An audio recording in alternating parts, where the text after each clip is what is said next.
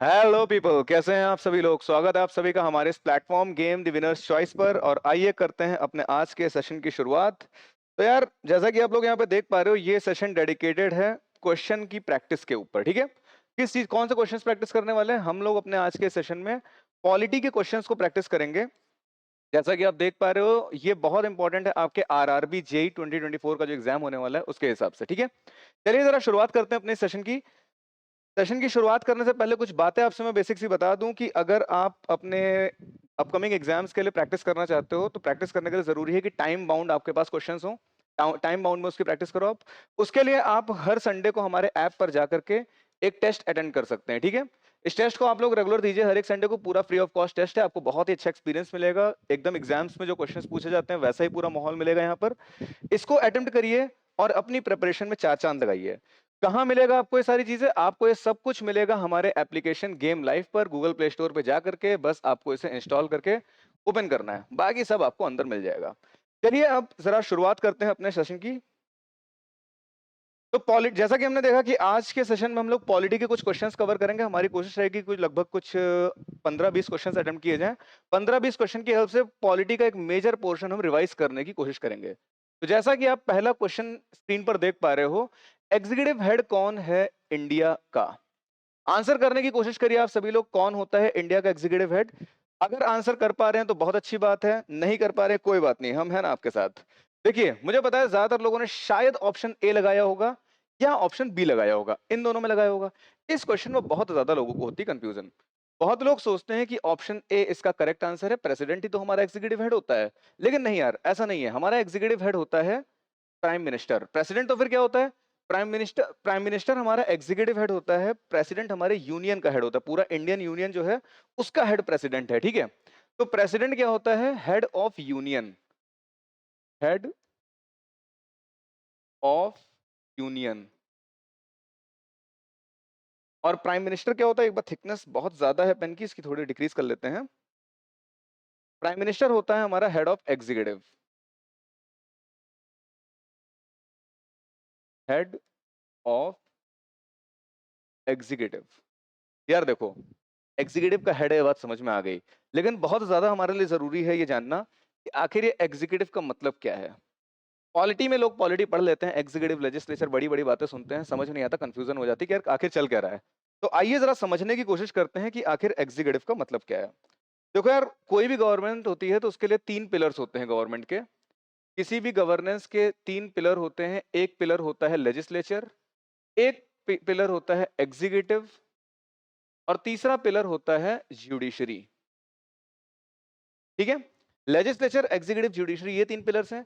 ये तीनों पिलर मिल करके पूरे देश को चलाते हैं। हमारे देश में संरचना कैसी है इसकी और समझते हैं। लेजिस्लेचर में क्या होता है? हमारा ये पूरा भारत है, पूरे ऊपर को कवर कर लिया, चाइना वाइना को भी अपने में इंक्लूड कर लिया, इधर पाकिस्तान को भी अपने में इंक्लूड कर लिया। ठीक है, तो ये हो गया हमारा पूरा भारत। इस पूरे भारत में से अलग अलग जगह से अलग अलग लोगों को हम इलेक्ट करते हैं, इलेक्शन होता है। तो इस रीजन में कुछ इलेक्शन हुआ, इस रीजन में इलेक्शन हुआ, इस रीजन में इलेक्शन हुआ, इस रीजन में इलेक्शन हुआ। हर जगह से हम लोगों ने कुछ लोगों को सिलेक्ट करके भेजा। अब इनको भेजा है, कहाँ भेज दिया हमने?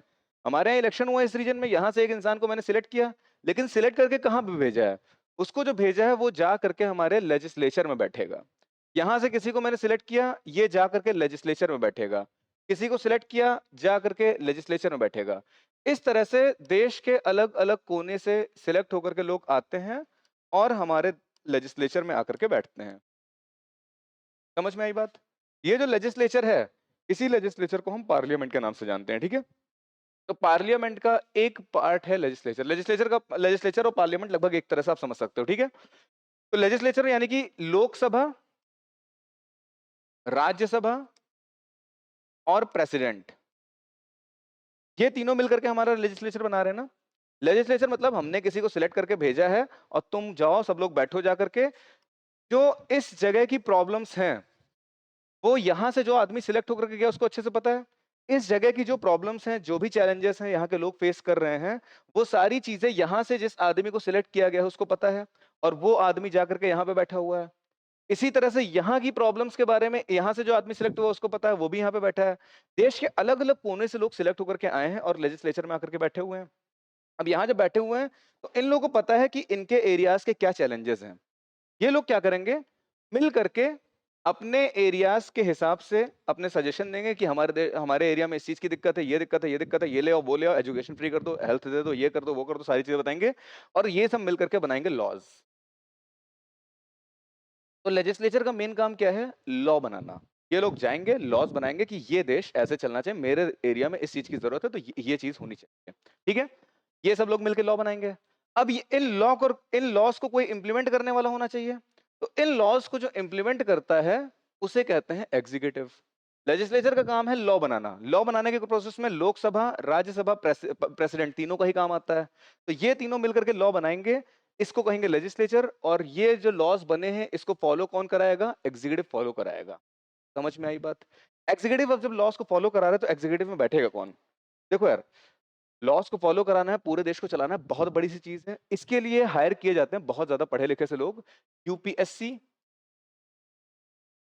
एसएससी और इस तरह से बहुत सारे group A, group B, group C, group D के बहुत सारी सरकारी नौकरी आप जितनी देखते हो वो सारी लगभग इन्हीं के थ्रू सिलेक्ट हो रही है। ग्रुप डी भी होता है, ग्रुप बी भी होता है, सी होता है, ए होता है। ए वाले यूपीएससी में रहते हैं जनरली, बी वाले पीसीएस में रहते हैं, एसएससी में ग्रुप सी रहता है और फिर आगे ग्रुप डी के लिए एमटीएस वगैरह एग्जाम्स होते रहते हैं। तो ये सब लोग मिलकर के देश चलाने वाले हैं। लेकिन अगर यार ये लोग देश चला रहे हैं, हमारा देश है डेमोक्रेटिक रिपब्लिक, मतलब जनता की आवाज है, जनता ही अपने देश को चलाएगी। ये लोग सिलेक्ट होकर के गए हैं, पढ़े लिखे लोग हैं, ये लोग अगर अपनी मनमानी करने लगेंगे तो इनको कंट्रोल कौन करेगा। इनको कंट्रोल करने के लिए लेजिस्लेचर में जनता ने जिन लोगों को सिलेक्ट करके भेजा है, पब्लिक ने जिन लोगों को सिलेक्ट करके लेजिस्लेचर में भेजा है, यहाँ पर के लोग अपना एक ग्रुप बनाएंगे और जो लोग अपना सबसे बड़ा ग्रुप बनाने में कामयाब हो जाएंगे वो लोग कहेंगे कि ये पूरी जिम्मेदारी मुझे दे दो। जो लोग लेजिस्लेचर में सबसे बड़ा ग्रुप अपना बना लेंगे वो कहेंगे कि ऐसा है, एग्जीक्यूटिव को संभालने की जिम्मेदारी हमारी होगी, एग्जीक्यूटिव हमारे अंडर में काम करेगी, ठीक है। और इसी ग्रुप को कहते हैं गवर्नमेंट। जैसे भी लोकसभा चुनाव हुए तो हम लोगों ने किसको वोट किया, हम लोगों ने अपने अपने एरियाज के एमपीज को वोट दिया, वो लोग सिलेक्ट होकर लेजिस्लेचर में बैठे हैं। वो लोग वहां पर बैठ करके अपना एक ग्रुप बना लिए और उन्होंने कहा कि नरेंद्र मोदी हम सबका लीडर बनेंगे और हमारे ग्रुप को जिम्मेदारी दो कि इस एग्जीक्यूटिव को संभाले। तो यूपीएससी, एसएससी, जितने भी सरकारी नौकरी वाले लोग हैं ये लोग क्या करते हैं, पूरे देश की सारी चीजों को संभालते हैं। इन लोगों को कौन गवर्न करेगा, गवर्नमेंट। तो गवर्नमेंट का मतलब समझ में आया। हमने वोट करके किसी को भेजा, वो जाके लेजिस्लेचर में बैठेगा। अब वहां पर जिसका ग्रुप सबसे बड़ा होगा वो गवर्नमेंट बनाएगा। गवर्नमेंट बनाने का मतलब एग्जीक्यूटिव को वो संभालेगा। अब जब गवर्नमेंट को वो बना रहा है, एग्जीक्यूटिव को वो संभाल रहा है, तो यहां पर हेड कौन होना चाहिए, इस पूरी गवर्नमेंट का जो हेड होगा वो ही इस एग्जीक्यूटिव का भी हेड होगा, पूरी एग्जीक्यूटिव का हेड होगा। और गवर्नमेंट का हेड कौन होता है, प्राइम मिनिस्टर। तो अगर प्राइम मिनिस्टर पूरी गवर्नमेंट का हेड है तो फिर एग्जीक्यूटिव का हेड भी तो प्राइम मिनिस्टर ही होना चाहिए। तो पूरी एग्जीक्यूटिव का हेड हो जाएगा हमारा प्राइम मिनिस्टर। और इस पूरे सिस्टम का, पूरे देश का, अभी देखो ये जो गवर्नमेंट है ये एग्जीक्यूटिव वाला पार्ट है। देश खाली एग्जीक्यूटिव नहीं है, देश में मिलिट्री भी होती है, जुडिशरी भी होती है, ये होता है वो होता है, 50 तरह की चीजें होती हैं। एग्जीक्यूटिव खाली गवर्नमेंट वाला पार्ट है, देश में बहुत सारी और भी चीजें हैं। इन सभी चीजों को आप इंक्लूड कर लोगे तो जो पूरे देश का हेड बनेगा वो बनेगा प्रेसिडेंट। तो प्रेसिडेंट को हम कह सकते हैं हेड ऑफ स्टेट है, यानी कि स्टेट मतलब पूरा इंडिया हो गया, स्टेट का मतलब उत्तर प्रदेश, बिहार, इसकी बात नहीं हो रही, पूरा India as a state consider करेंगे। तो प्रेसिडेंट को हेड ऑफ स्टेट बोल देंगे या हेड ऑफ यूनियन बोल देंगे। और जो हेड ऑफ एग्जीक्यूटिव होगा वो होगा हमारा प्राइम मिनिस्टर। आई होप ये सारी बातें आपको समझ में आ गई हैं। ये प्राइम मिनिस्टर अपने सारे काम एक साथ नहीं कर सकता है, इसलिए प्राइम मिनिस्टर अपने अंडर में अलग अलग और डिपार्टमेंट्स बना देगा। एक पूरा पोर्टफोलियो सिस्टम बना देगा कि यार फाइनेंस का काम जो है निर्मला सीतारमन को दे देते हैं, जो डिफेंस वाला काम है वो ऐसा करते हैं राजनाथ सिंह को दे देते हैं, और ये नितिन गडकरी को दे देते हैं कि सारी रोड वगैरह का डिपार्टमेंट तुम संभाल लो।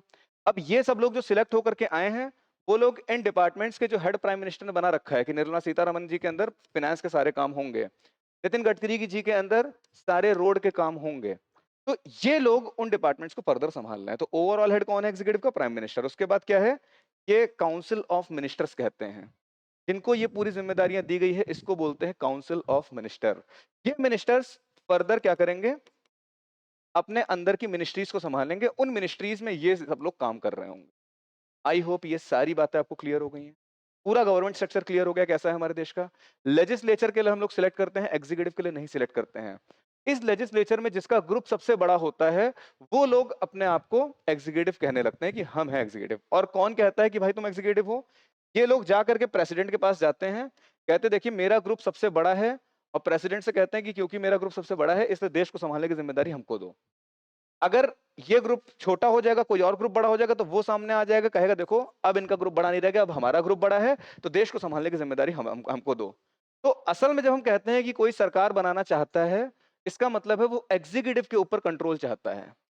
लेजिस्लेचर के ऊपर कोई एक इंसान कंट्रोल नहीं कर सकता है। क्यों? लेजिस्लेचर में जो पार्टी इलेक्शन वो गवर्नमेंट में नहीं है वो भी बैठती है, वो लोग भी वहां पे बोलते हैं। इस जगह से कोई सिलेक्ट होकर के आया एक आदमी, वो यहाँ पे बैठा है, तो उस जगह को तो वही रिप्रेजेंट कर रहा है ना, वहां के लॉस वगैरह यही बनाएगा।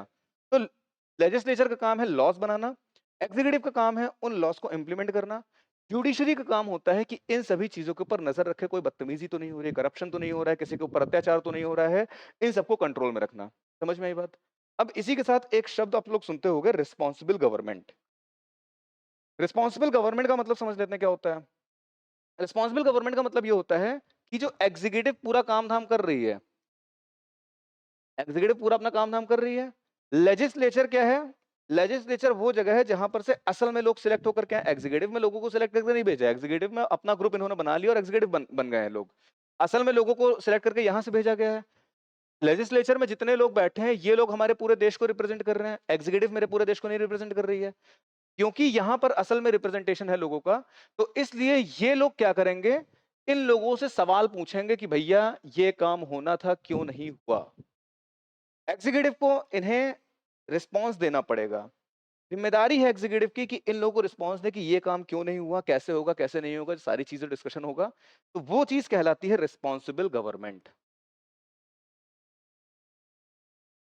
रिस्पॉन्सिबल गवर्नमेंट का मतलब समझ में आया क्या है? इस रिस्पॉन्सिबल गवर्नमेंट के लिए हमने बहुत बड़ी लड़ाई लड़ी है, जो हमने असल में आजादी की लड़ाई लड़ी है ना, उस आजादी की लड़ाई का मतलब ही ये था कि इस लेजिस्लेचर में और इस एग्जीक्यूटिव में हमारे देश के लोग होने चाहिए, अंग्रेज नहीं होने चाहिए।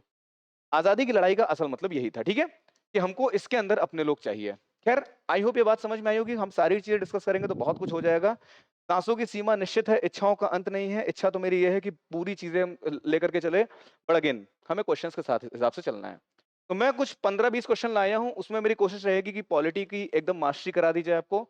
सब कुछ कवर नहीं हो सकता है 15-20 क्वेश्चंस में, लेकिन कम से कम टाइम में ज्यादातर चीजें हम रिवाइज कर सकते हैं, ठीक है। तो आई होप ये बात क्लियर हो गई है कि प्रेसिडेंट ऑफ इंडिया कौन है? हेड ऑफ यूनियन है। प्राइम मिनिस्टर ऑफ इंडिया कौन है? हेड ऑफ एग्जीक्यूटिव है। पहले क्वेश्चन का सही आंसर हो जाएगा हमारा option B, head of executive. Chief justice क्या होता है? हमारे सुप्रीम कोर्ट का जो सबसे बड़ा जज है उसको चीफ जस्टिस कर देंगे, तो एक तरह से हेड ऑफ जुडिशरी हो जाएगा वो। सीएजी क्या है? Comptroller and auditor general. Article 148, article 148 इसके बारे में बात करता है। समझ में आया? क्लियर हुआ ये पहला क्वेश्चन? तो यार पहला क्वेश्चन कराने खाली नहीं है, क्वेश्चन कराएंगे तो यार 15 क्वेश्चन है, बहुत ज्यादा 15-20 क्वेश्चन है तो बहुत ज्यादा 20-25 मिनट लगेगा हमको। हमारा टारगेट है आपको वापस से पॉलिटी ब्रशअप कराना, ठीक है। तो आई होप ये चीज क्लियर हो गई है आपको। अब हम बढ़ते हैं कहानी में आगे। क्वेश्चन अगला आया है हमारे सामने, how long a person should have practised in high court to be eligible to be appointed as जज of supreme court of India. सवाल सिंपल सा है, किसी भी इंसान ने हाई कोर्ट में कितना समय तक प्रैक्टिस किया हो जिससे कि वो सुप्रीम कोर्ट ऑफ इंडिया का जज बन सके। तो अब देखो बात सिंपल सी यार, ये समझ लो, ये क्वेश्चन दो तरह से पूछा जा सकता था। एक तरह से पूछा जा सकता था, how long a person should have practised in high court as a lawyer,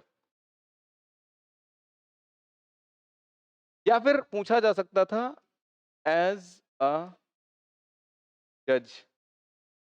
अगर मुझे नंबर ऑफ क्वेश्चंस यार बढ़ाने होते तो इन दोनों क्वेश्चंस को मैं अलग अलग लेके आता, लेकिन मैं एक सिंगल क्वेश्चन लाया हूं इसलिए, जिससे कि एक सिंगल क्वेश्चन में कम से कम क्वेश्चन में मैक्सिमम चीजें कवर हो सके। तो एज ए लॉयर जो है, किसी ने हाई कोर्ट में कम से कम 10 साल सर्व किया हो, या फिर एज अ जज किसी हाई कोर्ट में किसी ने 5 साल सर्व किया हो। तो अगर आपने एज अ जज किसी हाई कोर्ट में 5 साल सर्व कर दिया है तो आप एलिजिबल हो गए हैं सुप्रीम कोर्ट के जज बनने के लिए। अगर आपने किसी हाई कोर्ट में एज अ लॉयर 10 साल सर्व किया है तो आप एलिजिबल हो गए हैं सुप्रीम कोर्ट का जज बनने के लिए। तो ये क्वेश्चन दो तरह से पूछा जा सकता था, एक सिंगल क्वेश्चन में मैंने दोनों ही टाइप्स को कवर करने की कोशिश करी है। तो एग्जैक्टली ये क्वेश्चन नहीं हुआ। अगर हम बोले 5 साल तो हम बोलेंगे एज अ जज, एज अ जज। और अगर हम 10 साल बोल रहे हैं तो एज अ लॉयर। पार्डन में स्पेलिंग्स मेरे ख्याल से सही है, लेकिन गलत भी हो तो भी चलता है यार, इंग्लिश की क्लास नहीं है, पॉलिटी है, तो उस हिसाब से देखना है। I hope it is clear to everyone. ये चीज क्लियर है, ध्यान रखना। एज अ लॉयर 10 साल, एज अ जज 5 साल। पढ़ते हैं कहानी में आगे। अगला क्वेश्चन कह रहा है, by which amendment Delhi was designated as national capital territory, NCT.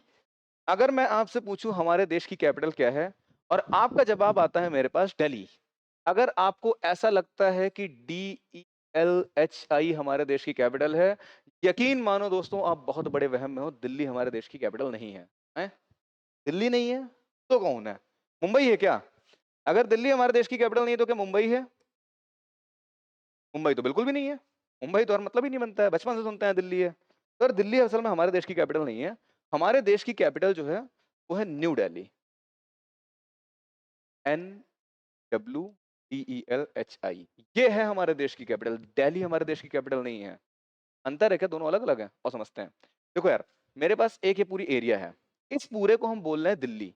ये पूरी एरिया है DLHI, दिल्ली, ठीक है। और इस दिल्ली के अंदर एक और जगह है जिसका नाम है न्यू दिल्ली। तो हमारे देश की कैपिटल है पूरी दिल्ली नहीं है, हमारे देश की कैपिटल है ये न्यू दिल्ली वाला रीजन। ये है हमारे देश की कैपिटल। समझ में आई बात? तो दिल्ली क्या है? दिल्ली वो टेरिटरी है, दिल्ली वो टेरिटरी है, दिल्ली वो टेरिटरी है जिसमें हमारे देश की कैपिटल है। हमारे देश की कैपिटल न्यू दिल्ली कहां पर है? दिल्ली में। तो दिल्ली वो कैपिटल, वो टेरिटरी है जिस देश जहां पर हमारे देश की कैपिटल है। और देश की कैपिटल को हम नेशनल कैपिटल बोलेंगे। देश की कैपिटल को NATIONAL, नेशनल कैपिटल बोलेंगे। तो दिल्ली क्या है? नेशनल कैपिटल टेरिटरी है। पहले इसको नेशनल कैपिटल टेरिटरी नहीं कहते थे, एक बकायदा अमेंडमेंट किया गया, 69th अमेंडमेंट। इस अमेंडमेंट के तहत हमने घोषित किया कि दिल्ली जो होगी वो हमारी क्या हो जाएगी? नेशनल कैपिटल टेरिटरी के नाम से जानी जाएगी।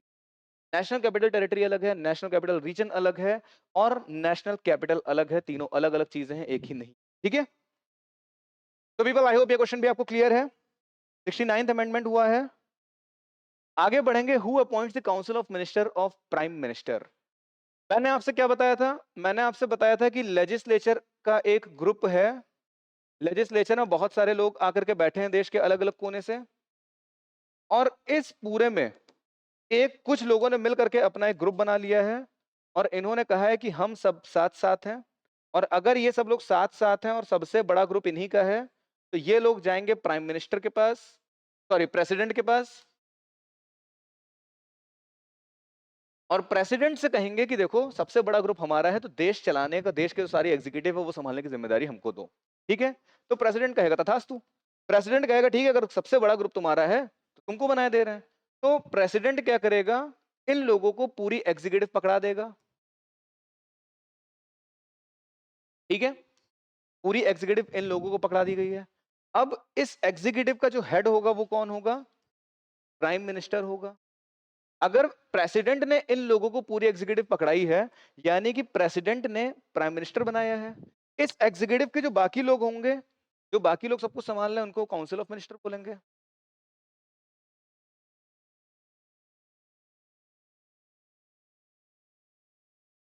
अब काउंसिल ऑफ मिनिस्टर्स और प्राइम मिनिस्टर, ये सब कौन लोग हैं? इस ग्रुप के मेंबर ही तो हैं।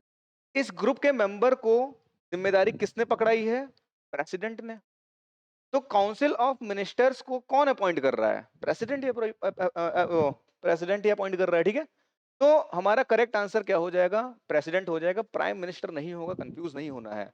ये सब लोग प्राइम मिनिस्टर के अंडर में रहते हैं, लेकिन अपॉइंट इनको सबको प्रेसिडेंट कर रहा है। प्राइम मिनिस्टर को खुद प्रेसिडेंट अपॉइंट करेगा। ठीक है। चलो। Who said Article 32 is the soul of this constitution? बहुत इंपॉर्टेंट आर्टिकल है, कॉन्स्टिट्यूशनल रेमेडीज का आर्टिकल। ठीक है। किसने कहा है कि ये सोल है हमारे कॉन्स्टिट्यूशन का? इसका सही आंसर है B R Ambedkar. Doctor B R Ambedkar ने क्या कहा है? Article 32 is the soul of our constitution. इसी के साथ में बी आर अंबेडकर तो मैंने बता दिया। बाल गंगाधर तिलक ने क्या कहा था? बाल गंगाधर तिलक ने कहा था Swaraj is my birth right.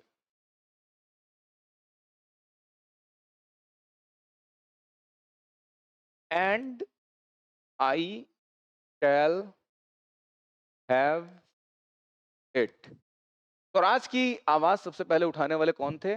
बाल गंगाधर तिलक नहीं थे। बाल गंगाधर तिलक ने कहा था Swaraj is my birth right and I shall have it. Swaraj की आवाज जिन्होंने सबसे पहले उठाई थी वो पॉलिटिशियन नहीं थे। ये लोग तो पॉलिटिशियन हो गए, वो एक सोशल रिफॉर्मर थे। आपकी जिम्मेदारी है, मैंने पॉलिटी की क्लासेस में बहुत बार पढ़ाया है कि कौन थे वो जिन्होंने सबसे पहली बार स्वराज नाम का शब्द टॉस किया था। आपकी जिम्मेदारी है कि कमेंट बॉक्स में मुझे बताइए कि स्वराज का वर्ड सबसे पहले किसने टॉस किया है।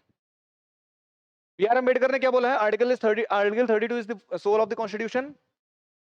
बाल गंगाधर तिलक ने कहा है Swaraj is my birthright and I shall have it. Nehru ji ने कहा क्या है? नेहरू जी ने बी आर अम्बेडकर से मिलती जुलती बात बोली है। नेहरू जी ने बोला है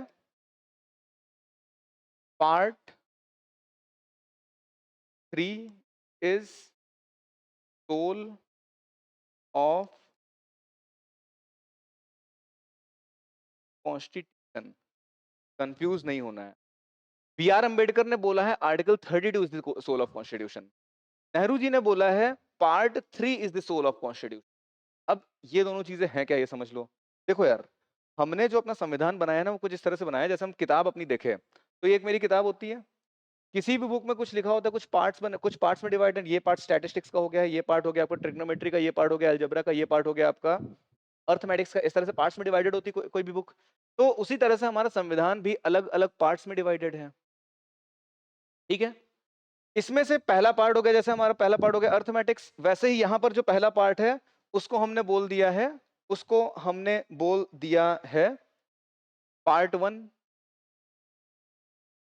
इसको बोल दिया है पार्ट 1, फिर हमने बोल दिया है पार्ट 2, फिर हमने बोल दिया है पार्ट 3, फिर हमने बोल दिया है पार्ट 4, फिर हमने बोल दिया है पार्ट 5।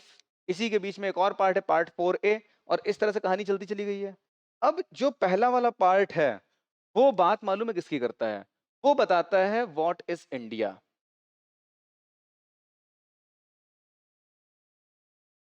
टेरिटरी ऑफ इंडिया के बारे में। जो सेकंड वाला पार्ट है वो हमको बताता है, देखो पहले बात करेगी कि ये देश क्या है, उसके बाद इस देश के नागरिक कौन होंगे, सिटीजनशिप।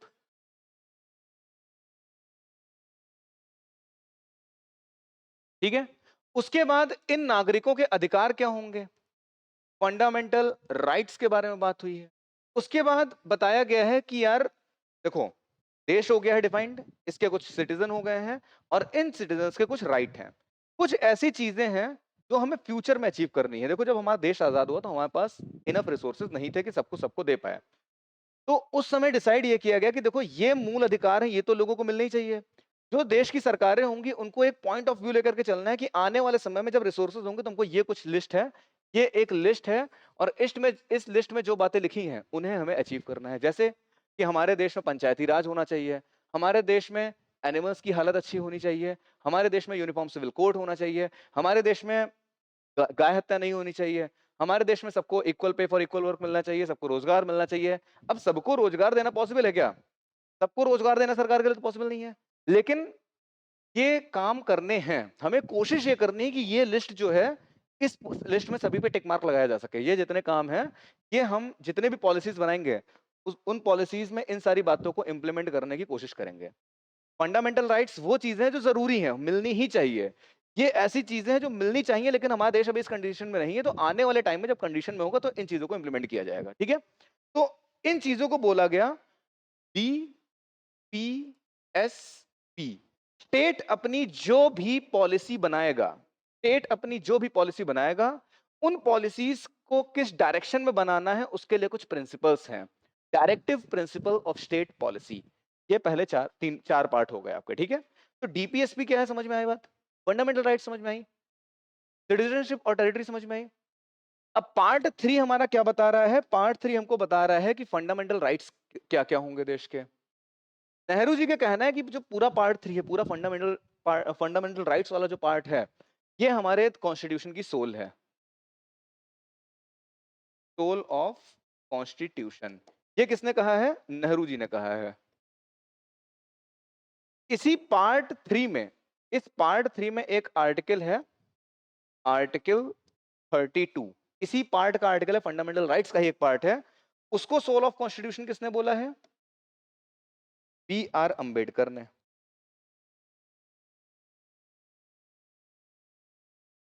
अब ऐसा समझते हैं, ऐसा क्यों कहा गया? पहले समझ लेते हैं कि ये जो आर्टिकल, ये फंडामेंटल राइट्स हैं, कितने तरह के होते हैं, पहले ये समझ लो। ये समझ लेंगे तो हमारे लिए बहुत आसान हो जाएगा जानना कि ऐसा क्यों कहा गया। तो और जरा समझ लेते हैं फंडामेंटल राइट्स कितने तरह के होते हैं। तो पहले तो हमसे बताया गया है कि राइट टू इक्वलिटी होना चाहिए। आर्टिकल नंबर 14 से लेकर के 18 तक के इसी बारे में बात करी गई है। उसके बाद बताया है राइट फ्रीडम होना चाहिए, right to freedom of speech होनी चाहिए, एक्सप्रेशन होनी चाहिए, ये होना चाहिए, वो होना चाहिए। आर्टिकल नंबर 19 से 22 तक इस बारे में बात करी गई है। उसके बाद बोला गया है कि हमारे देश में किसी का भी एक्सप्लॉइटेशन नहीं होना चाहिए। एक्सप्लॉइट नहीं कर सकते हैं हम किसी को, तो हम किसी को भी एक्सप्लॉइट नहीं कर सकते हैं। राइट अगेंस्ट एक्सप्लॉइटेशन, और ये बताया है आर्टिकल नंबर 22 से लेकर के आर्टिकल नंबर 24 में। एक मिनट, सॉरी, ये 19 से 22 नहीं, 19 से 21 तक है। फिर 22, 23, 24 में इसकी बात करी गई है। फिर आर्टिकल नंबर 25 में किसकी बात करी गई है? एक मिनट, मैंने कुछ गड़बड़ कर दी क्या? यस, गड़बड़ कर दी है। ये 22 ही है, यहाँ पर 23 था, ठीक है। उसके बाद हमसे बताया गया कि आपने एक्सप्लॉयटेशन नहीं होने दी अपने देश में, बहुत अच्छी चीज है। उसके बाद कहा गया है कि हमारे देश में जिसका जो मन होगा उस रिलीजन को फॉलो कर सकता है। Right to freedom of religion, article number 25 से लेकर के 28 तक के बात करी गई है इस बारे में। फिर 29 और 30 में बात करी गई है कि माइनॉरिटीज जो हैं उनके राइट्स, राइट्स ऑफ माइनॉरिटीज, जो माइनॉरिटी कम्युनिटी है वो अपने खुद के स्कूल चला सकती हैं, इस तरह की चीजें कर सकती हैं, वो सारी बातें करी गई हैं। ये तो हो गए हमारे फंडामेंटल राइट्स, 1 2 3 4 5।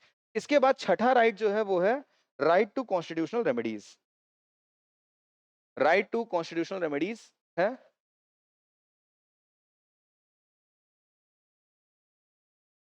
हमारा आर्टिकल नंबर 32। अब ये कौन सी चीज? कॉन्स्टिट्यूशनल रेमेडीज का मतलब ये है कि अगर इनमें से किसी एक चीज का भी हनन हो रहा है, कोई बदतमीजी कर रहा है हमारे साथ, ये राइट्स हमको नहीं मिल पा रहे हैं हमारे देश में, तो हम गवर्नमेंट के पास, गवर्नमेंट नहीं, हम जुडिशरी के पास जा सकते हैं कि कोई सरकार या कोई आदमी या कोई कोई इंसान हमारे इन राइट्स का हनन कर रहा है, ठीक है। तो हम संविधान की मदद से अपने राइट्स को ले सकते हैं, कॉन्स्टिट्यूशनल रेमेडीज है ये। इसमें कुछ 5 रिट्स के बारे में बात किया है जो हम आगे देखेंगे। 5 रिट्स के बारे में बात किया है। इन 5 रिट्स की हेल्प से हम अलग अलग तरह की हेल्प ले सकते हैं अपनी जुडिशरी से कि भैया हमारे राइट्स हमको नहीं मिल रहे हैं। समझ में आई बात?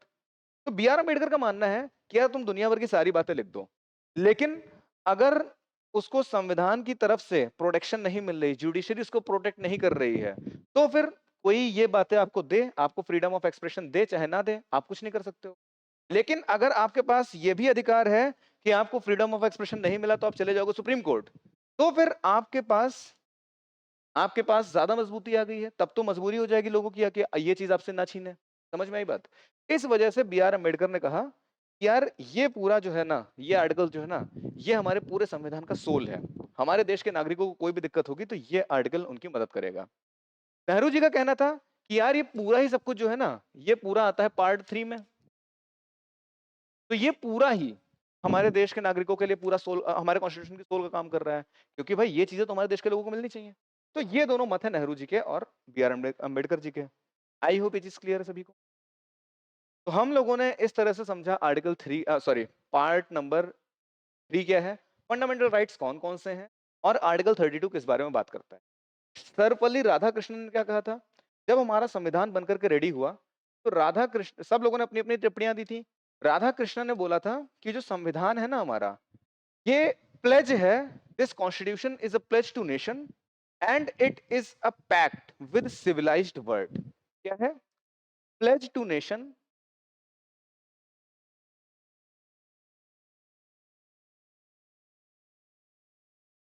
And pact with civilised world. ये बोला था सर्वपल्ली राधाकृष्णन ने। अब ये थे कौन? हमारे देश के जो फर्स्ट वाइस प्रेसिडेंट हैं वो हैं सर्वपल्ली राधाकृष्णन। इसी के साथ में जो हमारे सेकंड प्रेसिडेंट हैं वो हैं सर्वपल्ली राधाकृष्णन। ये एक टीचर हुआ करते थे। इनकी बर्थ हुई थी 5th ऑफ सितंबर को। तो इसलिए इनकी डेट ऑफ बर्थ पे टीचर्स डे भी सेलिब्रेट किया जाता है। इनकी डीओबी पे टीचर्स डे भी सेलिब्रेट किया जाता है। आई होप इतनी इंफॉर्मेशन आप लोगों ने डाइजेस्ट कर ली है। देखो यार, हमारा मेन टारगेट इस सीरीज से ये है कि आपको कम से कम क्वेश्चन में मैक्सिमम कवरेज दी जा सके, और इसी वजह से हम क्या कर रहे हैं, एक एक चीज को पूरे कॉन्सेप्चुअल लेवल से ब्रशअप करते हुए चल रहे हैं। ठीक है, देखो फैक्चुअल पार्ट जितना है वो आपको याद करना पड़ेगा, लेकिन कॉन्सेप्चुअल क्लियरिटी अगर आपको होगी इन सभी चीजों की, तो फिर आपके लिए फैक्ट्स को मगअप करना, याद करना आसान हो जाएगा। आर्टिकल 32 क्या है? कॉन्स्टिट्यूशनल रेमेडीज का है, ये बात हम लोगों ने जान लिया है। राइट टू फ्रीडम कब होता है आप मुझे बताइए, अभी मैंने बताया था। राइट अगेंस्ट एक्सप्लॉयटेशन कौन से आर्टिकल में बोला गया है, और राइट टू इक्वलिटी कौन से आर्टिकल में बोला गया है, सब कुछ मैंने बता रखा है। 6 फंडामेंटल राइट्स होते हैं। कौन कौन से होता है? सबसे पहले होता है हमारा इक्वलिटी, उसके बाद होता है हमारा फ्रीडम, उसके बाद अगेंस्ट एक्सप्लॉयटेशन, उसके बाद फ्रीडम ऑफ रिलीजन, उसके बाद माइनॉरिटीज के राइट्स हैं, उसके बाद कॉन्स्टिट्यूशनल रेमेडीज हैं। इसी के साथ में एक और राइट हुआ करता था लैंड का। ये भी पहले फंडामेंटल राइट हुआ करता था। अब लेकिन एक बात समझो, मैंने एक जमीन खरीद रखी है, गवर्नमेंट को वहां से रोड निकालनी है। मैं अड़ गया कि भैया मैं अपनी जमीन नहीं दे रहा हूँ। गवर्नमेंट ने कहा भैया देखो देश के डेवलपमेंट की बात है, अगर आप ये रोड नहीं दोगे मुझे यहाँ से, तो फिर हमारे ट्रक को 50 किलोमीटर एक्स्ट्रा घूम के जाना पड़ेगा, देश का नुकसान होगा, क्योंकि जितना ट्रक ज्यादा ट्रेवल करेगा उतना ज्यादा पेट्रोल खर्च होगा, उतना टाइम लगेगा ट्रांजिट में, उतनी ही महंगाई बढ़ेगी। तो जरूरी है कि रोड बनाई जाए। मैंने मना कर दिया, मेरा तो फंडामेंटल राइट है, मैं नहीं दे रहा अपना लैंड। सरकार के लिए हो गई दिक्कत। सरकार के लिए दिक्कत क्या हो गई कि यार लोग अगर अपना लैंड इस तरह से छोड़ेंगे नहीं, जमीन सरकार को जो चाहिए वो नहीं देंगे, तो फिर क्या होगा, डेवलपमेंट नहीं हो पाएगा सही से, बिना बात के अड़ जाएंगे लोग, डेवलपमेंट रुकेगा। इसलिए ये राइट पहले फंडामेंटल राइट हुआ करता था, लेकिन इसको हटा दिया गया फंडामेंटल राइट से, और इसको आर्टिकल नंबर 300 में डाल करके लीगल राइट बना दिया है। ठीक है, तो राइट टू प्रॉपर्टी अब हमारा फंडामेंटल राइट नहीं है, पहले हुआ करता था। आर्टिकल नंबर 31 इसकी बात करता था। आई होप ये बात क्लियर हो गई है। Which article says about protection and improvement of the environment, wildlife and forest? Protection and improvement of wild life and forest किसका पार्ट लग रहा है? क्या ये हमारे देश का फंडामेंटल राइट होना चाहिए? मतलब हमारे नागरिकों को फंडामेंटल राइट कैसे हो सकता है ना? ये फंडामेंटल राइट तो नहीं हो सकता है। ये एक तरह की क्या हो गई है, ये एक तरह की बहुत अच्छी चीज हो गई है ना, कि हमको अपने एनवायरनमेंट को बचा के रखना है। अच्छी चीज हो गई है। सरकार जो पॉलिसीज बनाएगी तो इस बात को ध्यान में रख के बनाएगी कि हाँ भाई मुझे इस चीज को भी ध्यान में रखना है, इसके हिसाब से पॉलिसीज बना। तो सरकार जो अपनी पॉलिसीज बना रही है, ये लाइन उन पॉलिसीज को कहीं ना कहीं एक डायरेक्शन दे रही, डायरेक्ट कर रही कि हाँ भाई इस रेफरेंस, इसको भी रेफरेंस में लेकर के कुछ पॉलिसीज बनाना। तो एक तरह का ये directive principle of state policy हुआ कि नहीं हुआ? डीपीएसपी हो गया है। डीपीएसपी का मतलब पार्ट 4। आइए जानने की कोशिश करते हैं कि डीपीएसपी कौन कौन से हैं, सारे याद करने की कोशिश करेंगे। नहीं याद होते हैं कोई बात नहीं, बस आप देख लो, एक बार देख लो, एक दो बार लिख लेना।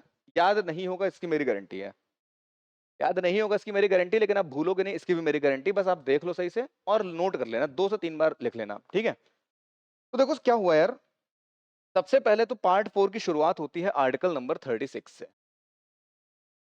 पार्ट 4 जो है इसकी शुरुआत होती है आर्टिकल नंबर 36। आर्टिकल नंबर 36 में बताया गया है स्टेट क्या है। कारण क्या है कि जब हम फर्दर इसमें आगे बढ़ेंगे पूरे पार्ट 4 में, तो बार बार लिखा होगा कि ये स्टेट की रिस्पॉन्सिबिलिटी होनी चाहिए कि सबको एजुकेशन मिले, स्टेट को ये कोशिश करनी चाहिए कि वाइल्ड लाइफ का प्रोटेक्शन हो, एनिमल्स के साथ बदतमीजी ना हो, एनिमल हस्बेंड्री पे अच्छे से ध्यान दे, न्यूट्रिशन देश के लोगों को मिले। ये किसकी रिस्पॉन्सिबिलिटी होनी चाहिए? स्टेट की। अब ये स्टेट है क्या, ये बताना पड़ेगा। तो आर्टिकल नंबर 36 में डिफाइन कर दिया गया कि स्टेट क्या होती है। ठीक, उसके बाद आर्टिकल नंबर 37 में बता दिया गया कि देखो भाई, हम तुम्हें राइट टू एजुकेशन, मतलब एजुकेशन आपके लिए मिलनी चाहिए फ्री ऑफ कॉस्ट, आपको एम्प्लॉयमेंट मिलना चाहिए, ये एक अच्छी बात बोली गई है, ये कोशिश करनी है हमको। लेकिन सरकार, अगर आपको एम्प्लॉयमेंट नहीं मिल पा रहा तो जबरदस्ती आप सरकार से नहीं मांग सकते हो।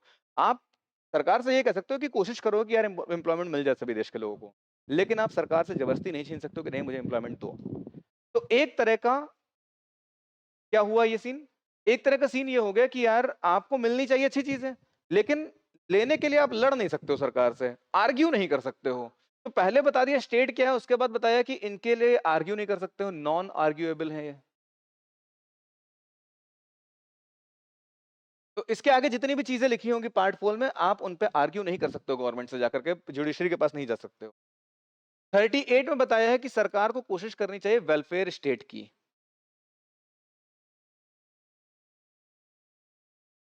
वेलफेयर स्टेट, स्टेट के वेलफेयर के ऊपर फोकस करना चाहिए सरकार को। ठीक है, 38 में बता दिया। अब यहां पर से हमारी मेन बातें शुरू हो जाएंगी।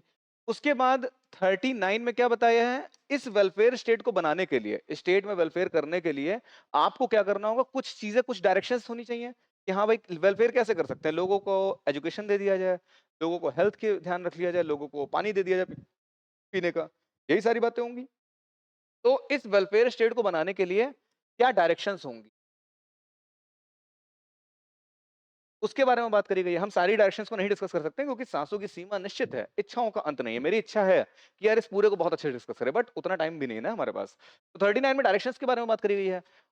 फिर आर्टिकल नंबर 40 कहता है कि हमारे देश में होनी चाहिए ग्राम पंचायत।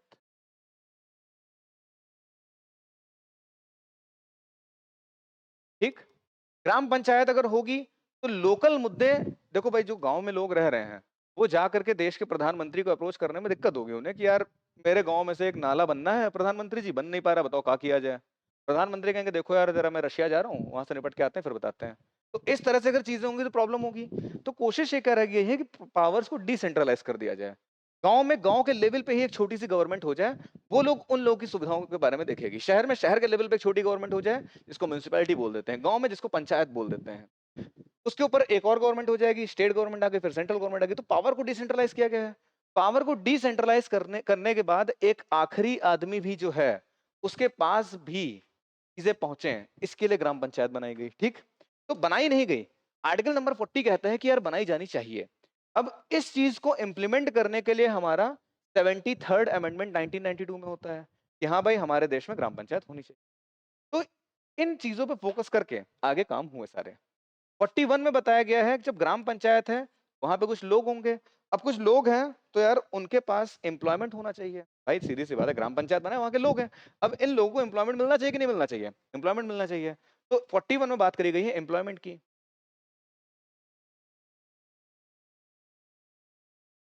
एम्प्लॉयमेंट की बात करने के बाद ये कहा गया है कि यार देखो ऐसा नहीं होना चाहिए कि यार एम्प्लॉयमेंट तो तुमने दे दिया लेकिन पता लगा 50 फीट गड्ढे में एक एक इंसान को तुम चार चार इंसान को कुदाए दे रहे हो। ऐसा नहीं होना चाहिए, एक अच्छी खासी कंडीशन होनी चाहिए। ऐसा नहीं होना चाहिए कि 20वीं मंजिल पे किसी को सफाई करना है और ऊपर से एक रस्सी पकड़ के सफाई कर रहा है, कि प्रॉपर सेफ्टी का ध्यान देना चाहिए। एक ऐसा एनवायरनमेंट क्रिएट होना है कि जिन लोगों को आपने एम्प्लॉयमेंट दिया है वो लोग अच्छे से काम कर पाए, प्रॉपर वॉशरूम्स होने चाहिए, महिलाएं भी आकर के प्रॉपर तरीके से काम कर पाए, सेफ्टी होनी चाहिए, सारी चीजें होनी चाहिए। तो 42 में बात करी गई है इन्वायरमेंट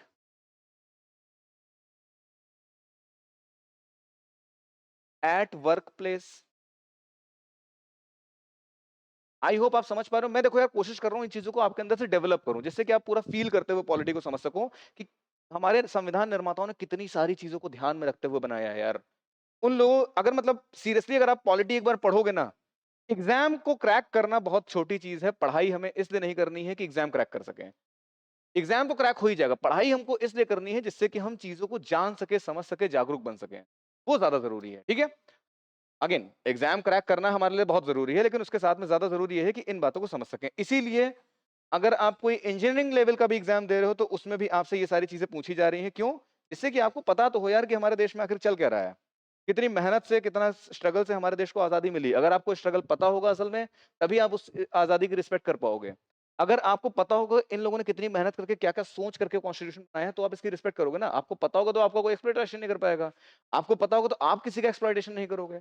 इसलिए ये सब जानना ज़रूरी होता है। मेरे पढ़ाने का हमेशा अप्रोच रहती है कि स्टूडेंट चीज़ों को फील कर पाए, ऑब्जर्व कर पाए, डेवलप कर पाए अंदर, इवॉल्व हो पाए पूरा इसमें। सिर्फ 4 क्वेश्चन करा करके बहुत आसान है यार, यकीन मानो मेरे लिए 4 क्वेश्चन करा दूँ, कुछ फैक्ट्स याद करा दूँ, पकड़ा दूँ कि ये फैक्ट शीट तुम पूरी याद कर लेना, सारे एग्ज़ाम निकल जाएँगे। बहुत आसान है यार वो। ये चीज़ लेकिन मेरा प्रायोरिटी है कि मैं टीचर बना ही इसलिए था क्योंकि मैं बच्चों को सही से पढ़ाऊँगा। एंड अगेन आप जिस प्लेटफ़ॉर्म पे हैं, इस प्लेटफ़ॉर्म का मोटिव ही यही है। गौरव सर का मोटिव ही यही है कि यार हमें खाली रटाना नहीं है बच्चों को, हमें बच्चों को प्रॉपर फ़ोकस कराना है चीज़ों पे। तो environment at the rate workplace हो गया। अब एनवायरनमेंट हो गया ठीक है, आपने अच्छा एनवायरनमेंट दे दिया है, एम्प्लॉयमेंट दे दिया है, लेकिन कोई भेदभाव नहीं होना चाहिए यार कि उसको सेम काम कर रहा है, 50,000 मिल रहा है। सेम काम मैं कर रहा हूँ, मुझे ₹10 मिल रहे हैं। बहुत बड़ा गलत हो गया ना ये कि सेम काम के लिए किसी को 50,000 दे रहे हो, किसी को ₹10 दे रहे हो, अच्छी बात नहीं है। तो इक्वल वेजेस होनी चाहिए। आर्टिकल नंबर 43 में बोला गया है समानता,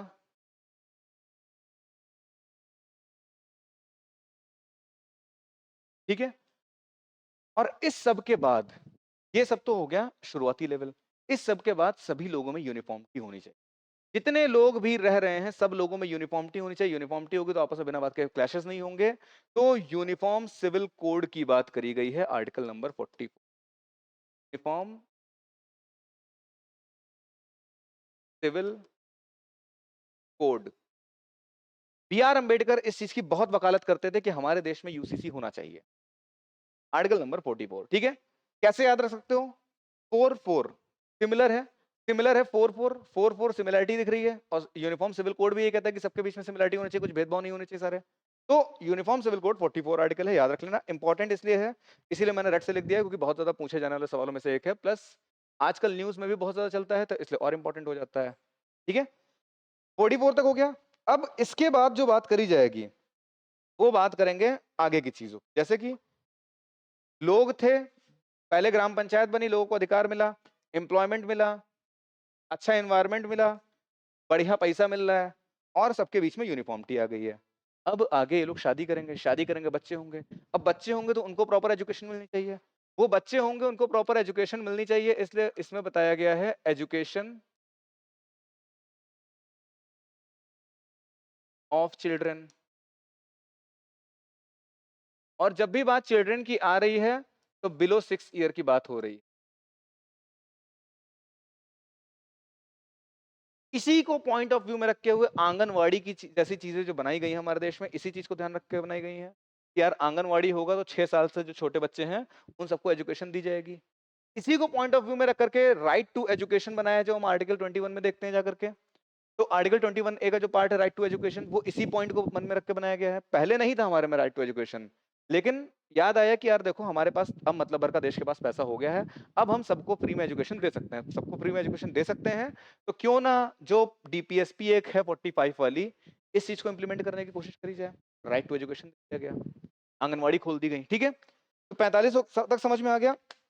इसके बाद जो है एजुकेशन का राइट मिल गया, लेकिन प्रॉब्लम अभी भी ये आ रही थी कि अंबेडकर जी ने जिस तरह की प्रॉब्लम झेली, वो प्रॉब्लम पूरे समाज में प्रेवलेंट थी। क्या प्रॉब्लम्स थी? प्रॉब्लम ये थी कि यार बच्चा स्कूल पढ़ने जा रहा है लेकिन वहां पे भेदभाव हो रहा है उसके साथ। तो ना तो इस लेवल पर, ना तो इस लेवल पर, ना किसी भी लेवल पर कोई लोगों से भेदभाव नहीं होना चाहिए। तो एससी एसटी के लिए स्पेशल प्रोविजंस होंगे, एससी एंड एसटी के लिए स्पेशल प्रोविजन।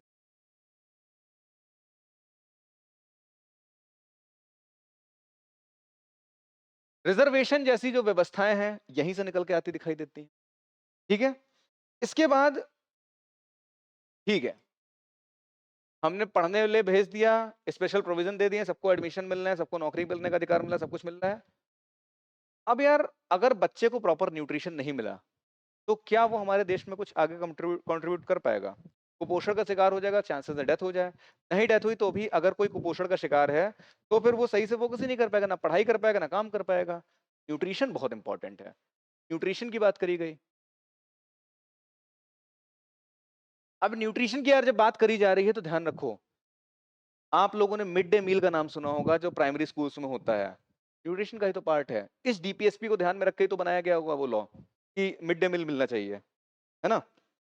उसके बाद 48 इसमें बात करी गई है एनिमल हस्बेंड्री की।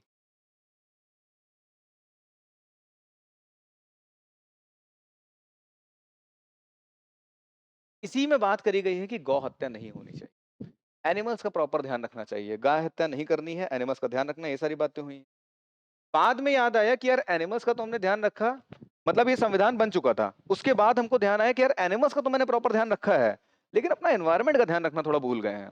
तो इसी में बाद में संशोधन किया गया, एक अमेंडमेंट किया गया और 48A ऐड किया गया, बोला गया कि हम एनवायरनमेंट का भी तो ध्यान रखेंगे, एनवायरनमेंट प्रोटेक्शन जैसी बातें हुई।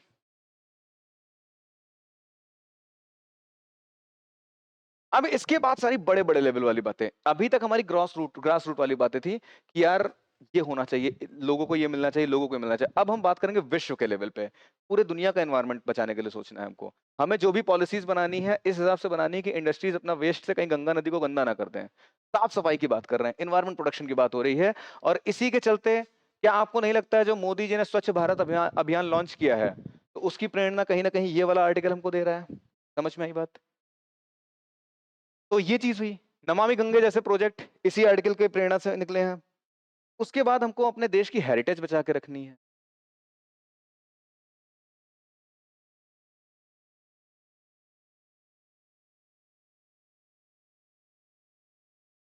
जो हमारे देश की हेरिटेज है, कल्चरल हेरिटेज हो, पॉलिटिकल हेरिटेज हो, कोई भी हेरिटेज हो, उसको बचा के रखना है और उसको प्रॉपर समय समय पे उसकी मरम्मत करनी है, उसको अपग्रेड करना है। ऐसा ना हो कि हमारे देश की हेरिटेज पूरी तरह से खत्म हो जाए, क्योंकि हमारा देश, ये जो जमीन है भारत की, ये आज से सिविलाइज नहीं है, दुनिया की सबसे पहली सिविलाइजेशन हमारे देश में हुई है। तो यहाँ इतनी पुरानी हेरिटेज है, इतने सारे कल्चर्स की हेरिटेज है, इतने सारे पॉलिटिकल वे में हेरिटेज है, चाणक्य जैसे लोग हमारे देश में हुए हैं। इस हेरिटेज को अगर बचा के रखना है तो वो माइंड में होना चाहिए ना हमारे, उसको रख दिया गया यहाँ पे कि इस हेरिटेज को बचा के रखो। सर्वे भवन्तु सुखिनः, सर्वे सन्तु निरामया, सर्वे भद्राणि पश्यन्तु मा कश्चित् भवेत् दुःखम्। ठीक है? उसके बाद बोला है कि यार ये तो तुमने कर लिया, लेकिन अगर सारी पावर तुम एक के हाथ में दे दोगे तो ये सारे काम होंगे नहीं। अगर वो अच्छा इंसान हुआ तो करेगा, अगर बुरा इंसान निकल गया तो सब बर्बाद कर देगा, एक भी काम नहीं करेगा, खाली अपने काम देखेगा। इसलिए पावर्स को डिसेंट्रलाइज करके रखना है, सेग्रीगेट करके रखना है, डिसेंट्रलाइजेशन।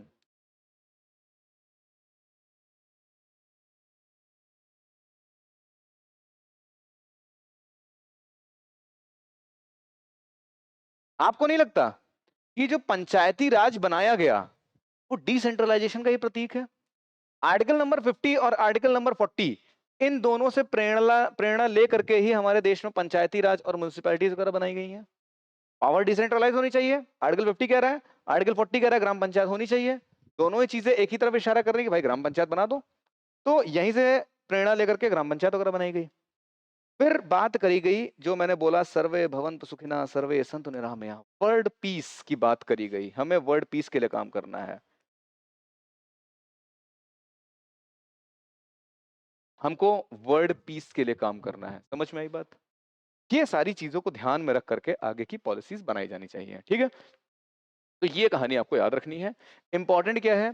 एनवायरनमेंट वाला आपके लिए इंपॉर्टेंट बन जाता है, आपके लिए वर्ड पीस 51 ध्यान रह जाएगा। डिसेंट्रलाइजेशन, ठीक है, डिसेंट्रलाइजेशन और ये 40 ये दोनों इंपॉर्टेंट हो जाते हैं, क्योंकि ये दोनों पंचायती राज की बात करें, बहुत इंपॉर्टेंट चीज है हमारे लिए। आर्टिकल 44 इंपॉर्टेंट हो जाता है, और बाकी तो ऐसे ही ये इतने इंपॉर्टेंट हो जाते हैं, बहुत ज्यादा पूछे जाने वाले सवालों में से एक है। तो ये सारे आर्टिकल्स आपके तैयार हो गए।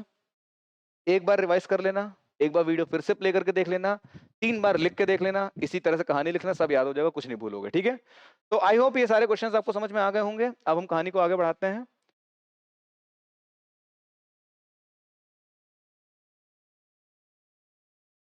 कहानी को बढ़ाएंगे आगे, तो विच committee recommended the establishment of Panchayati Raj system? तो पंचायती राज सिस्टम की एस्टेब्लिशमेंट के लिए कौन सी कमिटी ने रिप्रेजेंट वो किया, क्या कहते हैं, रिकमेंडेशन दिया? तो यार देखो, आर्टिकल 40 ने हमसे बताया था क्या, कि हमारे देश में पंचायती राज सिस्टम होना चाहिए। देश हुआ आजाद, संविधान इंप्लीमेंट हुआ कब? 1950 में। अब जैसे ही इंप्लीमेंट हुआ तो हमको ध्यान है, हाँ भाई गांधी जी भी पंचायती राज का सपोर्ट करते थे, हमारे डीपीएस में भी लिखा है, तो चलो कुछ पॉलिसीज ऐसी बनाई जाए कि पंचायती राज सिस्टम धीरे धीरे करके इवॉल्व हो हमारे देश में। तो इसके एवोल्यूशन की कहानी समझो क्या है। सबसे पहले 1952 में बनाया गया कम्युनिटी डेवलपमेंट प्रोग्राम। 1952 में क्या बना? Community development programme. इस प्रोग्राम का मेन उद्देश्य था कि हम पूरे देश में जितने भी ग्रामीण इलाके हैं सबका डेवलपमेंट करने की कोशिश करेंगे। तो जब 1952 में बनाया गया, ये अपना काम कर रहा था, लेकिन सही से इंप्लीमेंटेशन हो नहीं पा रही थी चीजें। तो एक कमिटी बनाई गई 1957 में।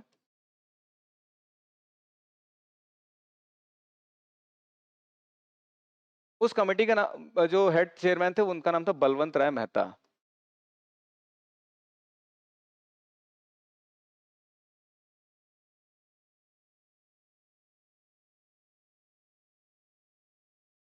ठीक है, इनको ये जिम्मेदारी दी गई कि जरा चेक करो कम्युनिटी डेवलपमेंट प्रोग्राम जो है ना, क्या ये सही से काम कर रहा है, क्या इन्होंने जो काम किए हैं उसका कुछ इफेक्ट पड़ा है ग्राउंड पे।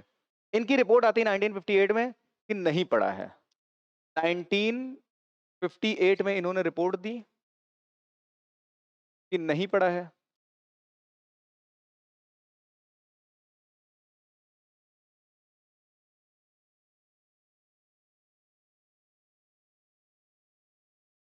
और इन्होंने सजेस्ट किया कि यार पंचायती राज बना दो, अगर आप सच में कुछ करना चाहते हो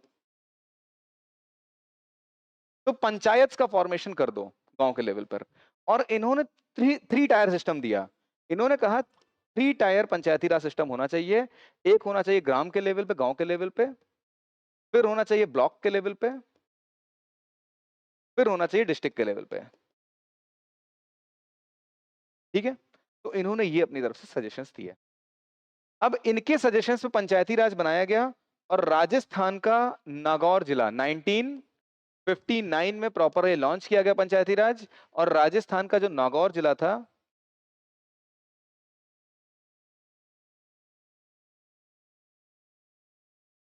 वहां पर एक गांव में ये चीज प्रॉपर इंप्लीमेंट करके पंचायती राज बना दिया। तो देश का सबसे पहला पंचायती राज इंस्टीट्यूशन कहां बना है हमारा? नागौर में बना है, राजस्थान के नागौर में। कब? 1959 में। ये पूरी कहानी आगे चलती गई, आगे चलती गई, लोगों ने अच्छे से काम किया, लेकिन with the passage of time सही से चीजें इंप्लीमेंट हो नहीं पा रही थी अभी भी। जब सही से चीजें नहीं इंप्लीमेंट हुई तो और कमिटीज बनाई गई। तो आ करके 1977 में एक और कमेटी बनती है। 1977 में एक कमेटी और बनती है। 1977 में बनती है अशोक मेहता कमेटी।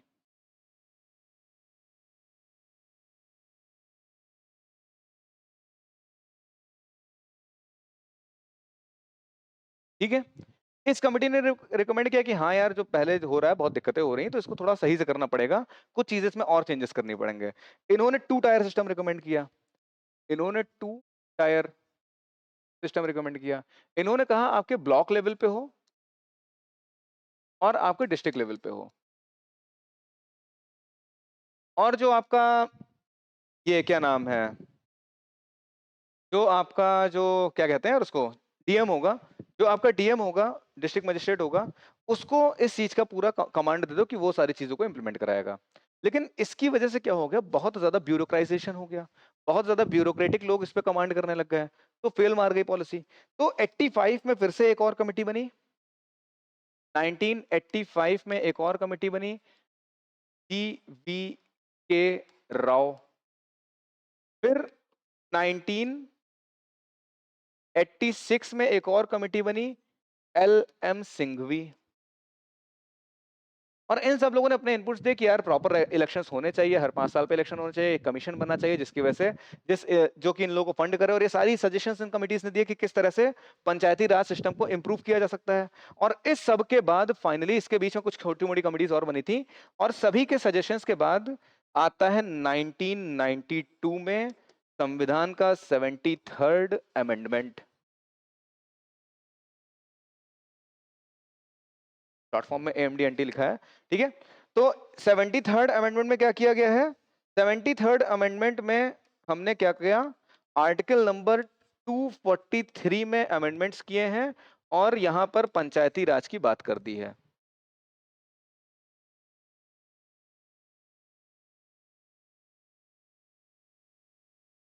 ठीक है, आर्टिकल 243 में फर्दर अमेंडमेंट किया और इसकी हेल्प से क्या किया, हमने अपने संविधान में लिख दिया है कि भैया हमारे देश में पंचायती राज होना चाहिए, प्रॉपर तरीके से होना चाहिए, प्रॉपर किस क्या चीजें होंगी वो सब होना चाहिए। अब जब संविधान में लिख दिया गया है तो पूरे देश में सभी लोगों की जिम्मेदारी है, सभी स्टेट्स की, सभी कंट्री, सभी लोगों की, मतलब जितनी भी सरकार है सबकी जिम्मेदारी है कि पंचायती राज पे ध्यान दें। इसके लिए अलग से कमीशन बना दिया, फाइनेंस कमीशन बना दिया गया है। इसके इलेक्शन के लिए स्टेट कमीशन की जिम्मेदारी दे दी गई है।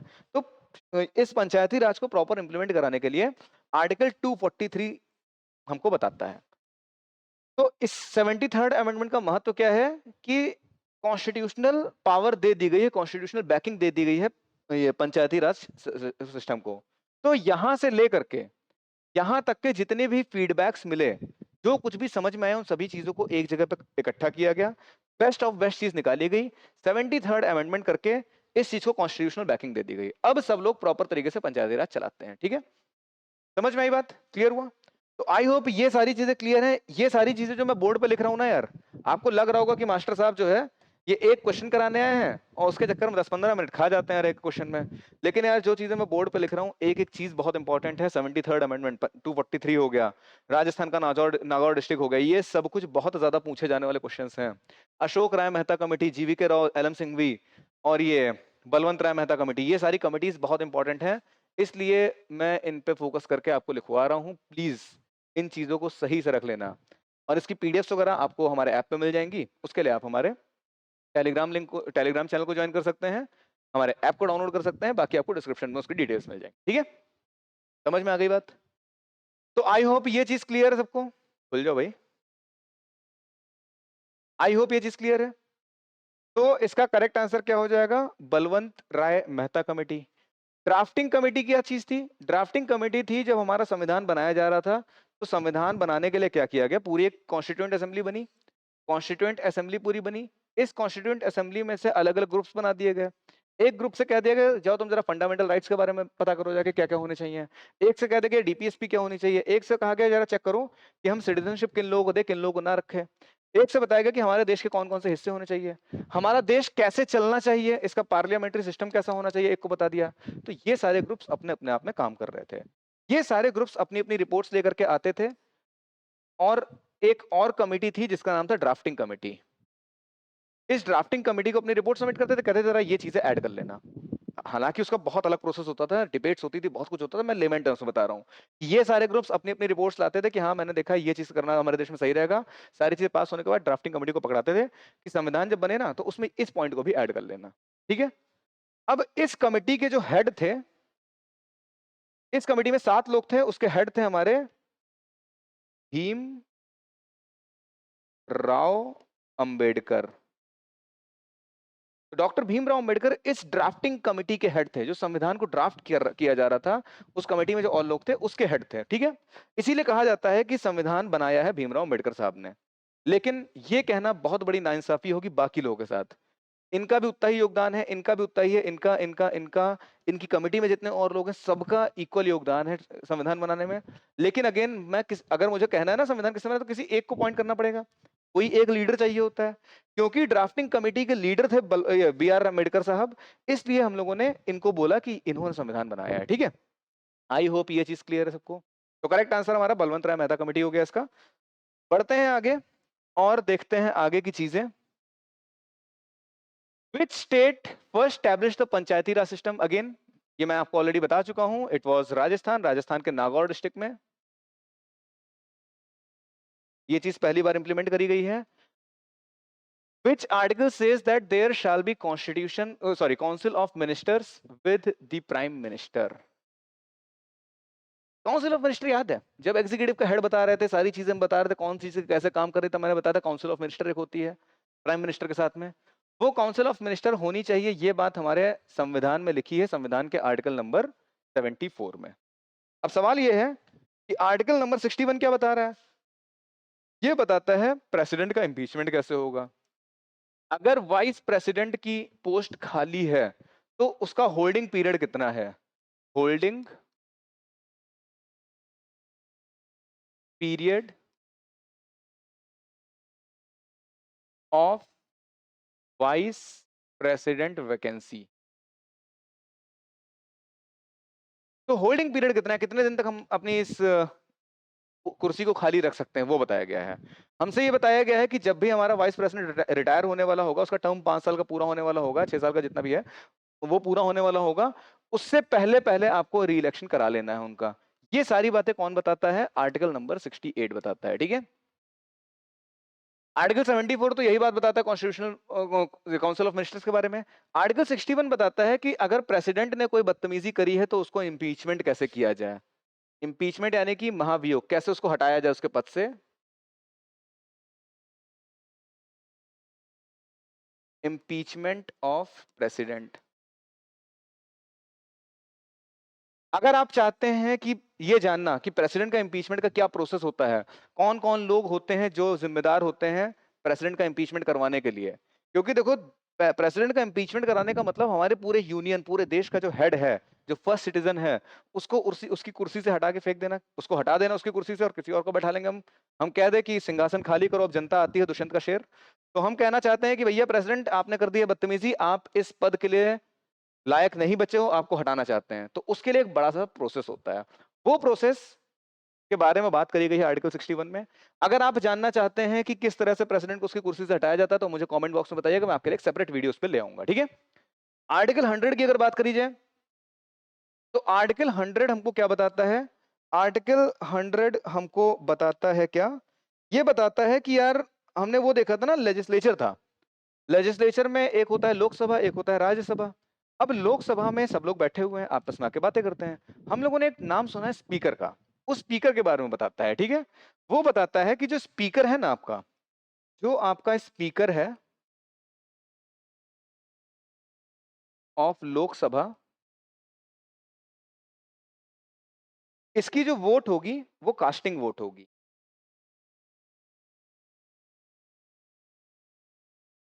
मतलब लोकसभा में किसी बिल पे डिस्कशन जब हो रहा होगा तो स्पीकर उस पे अपना वोट नहीं दे सकता है।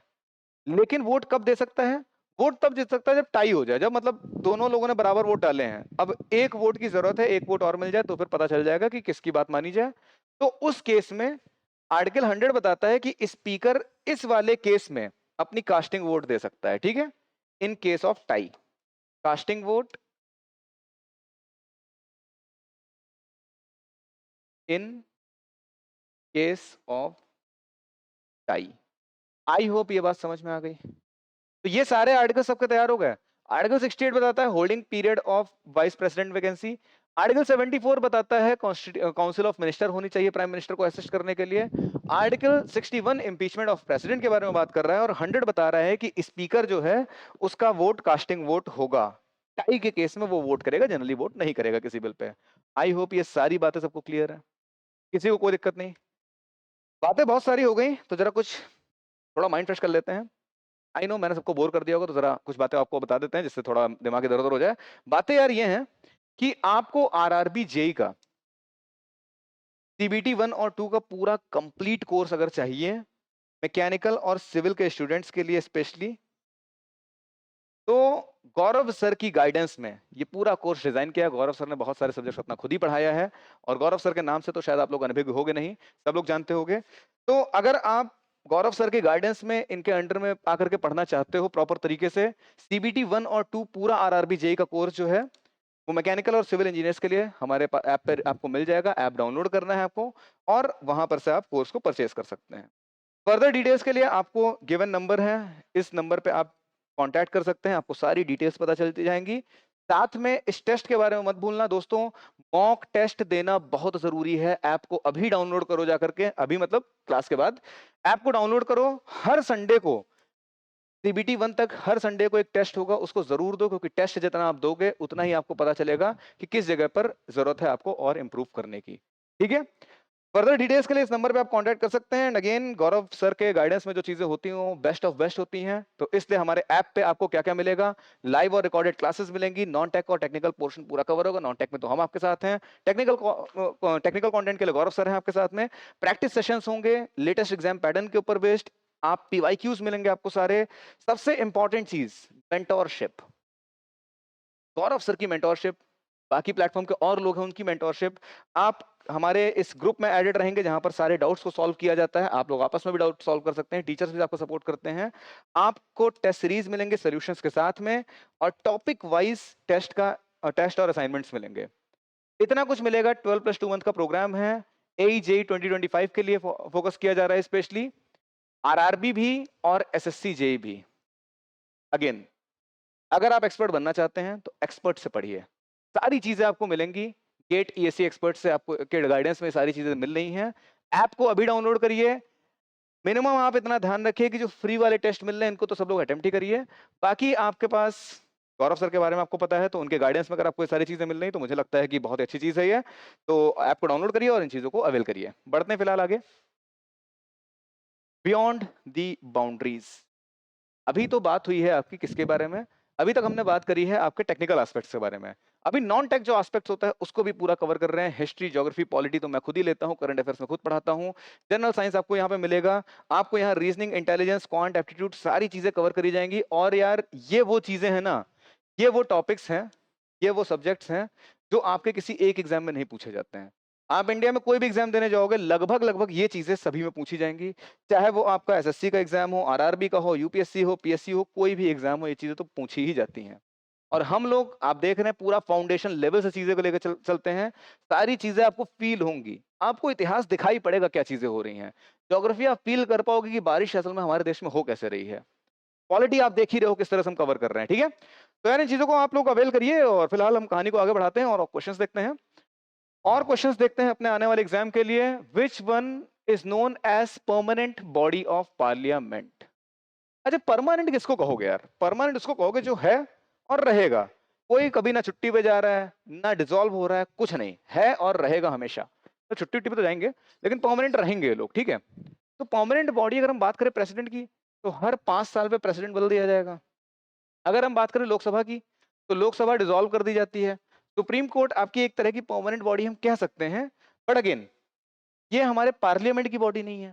सुप्रीम कोर्ट एक परमानेंट बॉडी है but it is not a part of parliament. Supreme court अपने आप में एक अलग चीज हो गई, तो सुप्रीम कोर्ट भी नहीं हुआ हमारा आंसर, है ना। तो असल में आंसर क्या हुआ?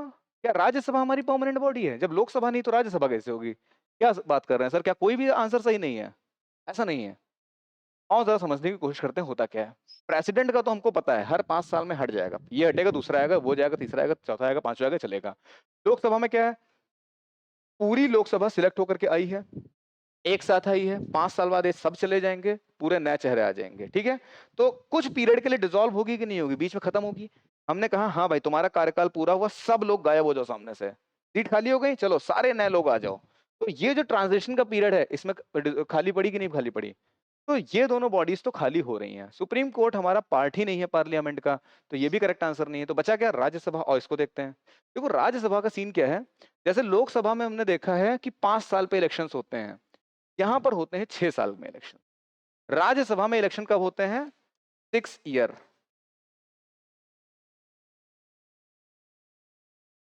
ठीक है। और जितनी सीटें हैं राज्यसभा की उसको 1/3 1/3 1/3 के पार्ट में डिवाइड कर दिया है। ये कुछ सीटें हैं, ये कुछ सीटें हैं, ये कुछ सीटें हैं, ठीक है। अब ये जो लोग हैं सबका टर्म 2-2 साल का होता है। 2 इयर्स, 2 इयर्स, 2 ईयर, सबका टर्म 2-2 साल का नहीं होता है। ये एक तरह का ग्रुप मान लो फर्स्ट ईयर है, सेकंड ईयर है, थर्ड ईयर है। थर्ड ईयर के बाद ये हो जाएंगे पास आउट।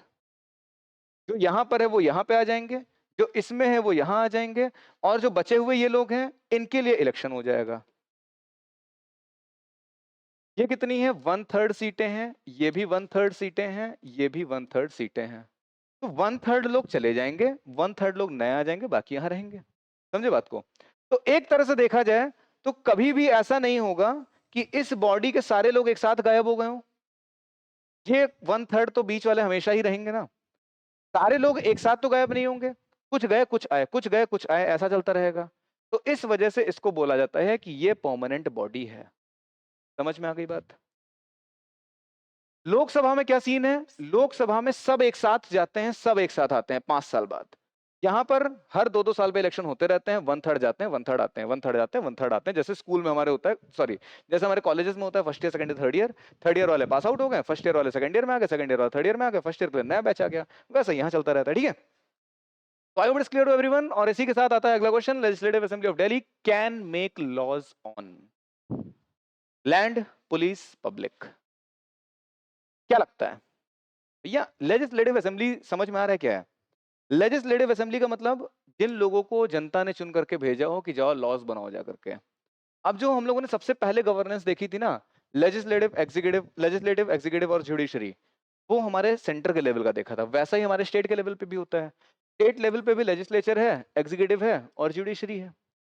यहाँ पे जुडिशरी को हाई कोर्ट बोलते हैं, वहां सुप्रीम कोर्ट बोलते हैं। यहाँ पर एग्जीक्यूटिव को स्टेट गवर्नमेंट बोलते हैं, वहां पे सेंट्रल गवर्नमेंट बोलते हैं। वहां पर लेजिस्लेटिव को क्या बोलते हैं? राज्यसभा, लोकसभा, प्रेसिडेंट। यहाँ पर लेजिस्लेचर को बोलेंगे क्या?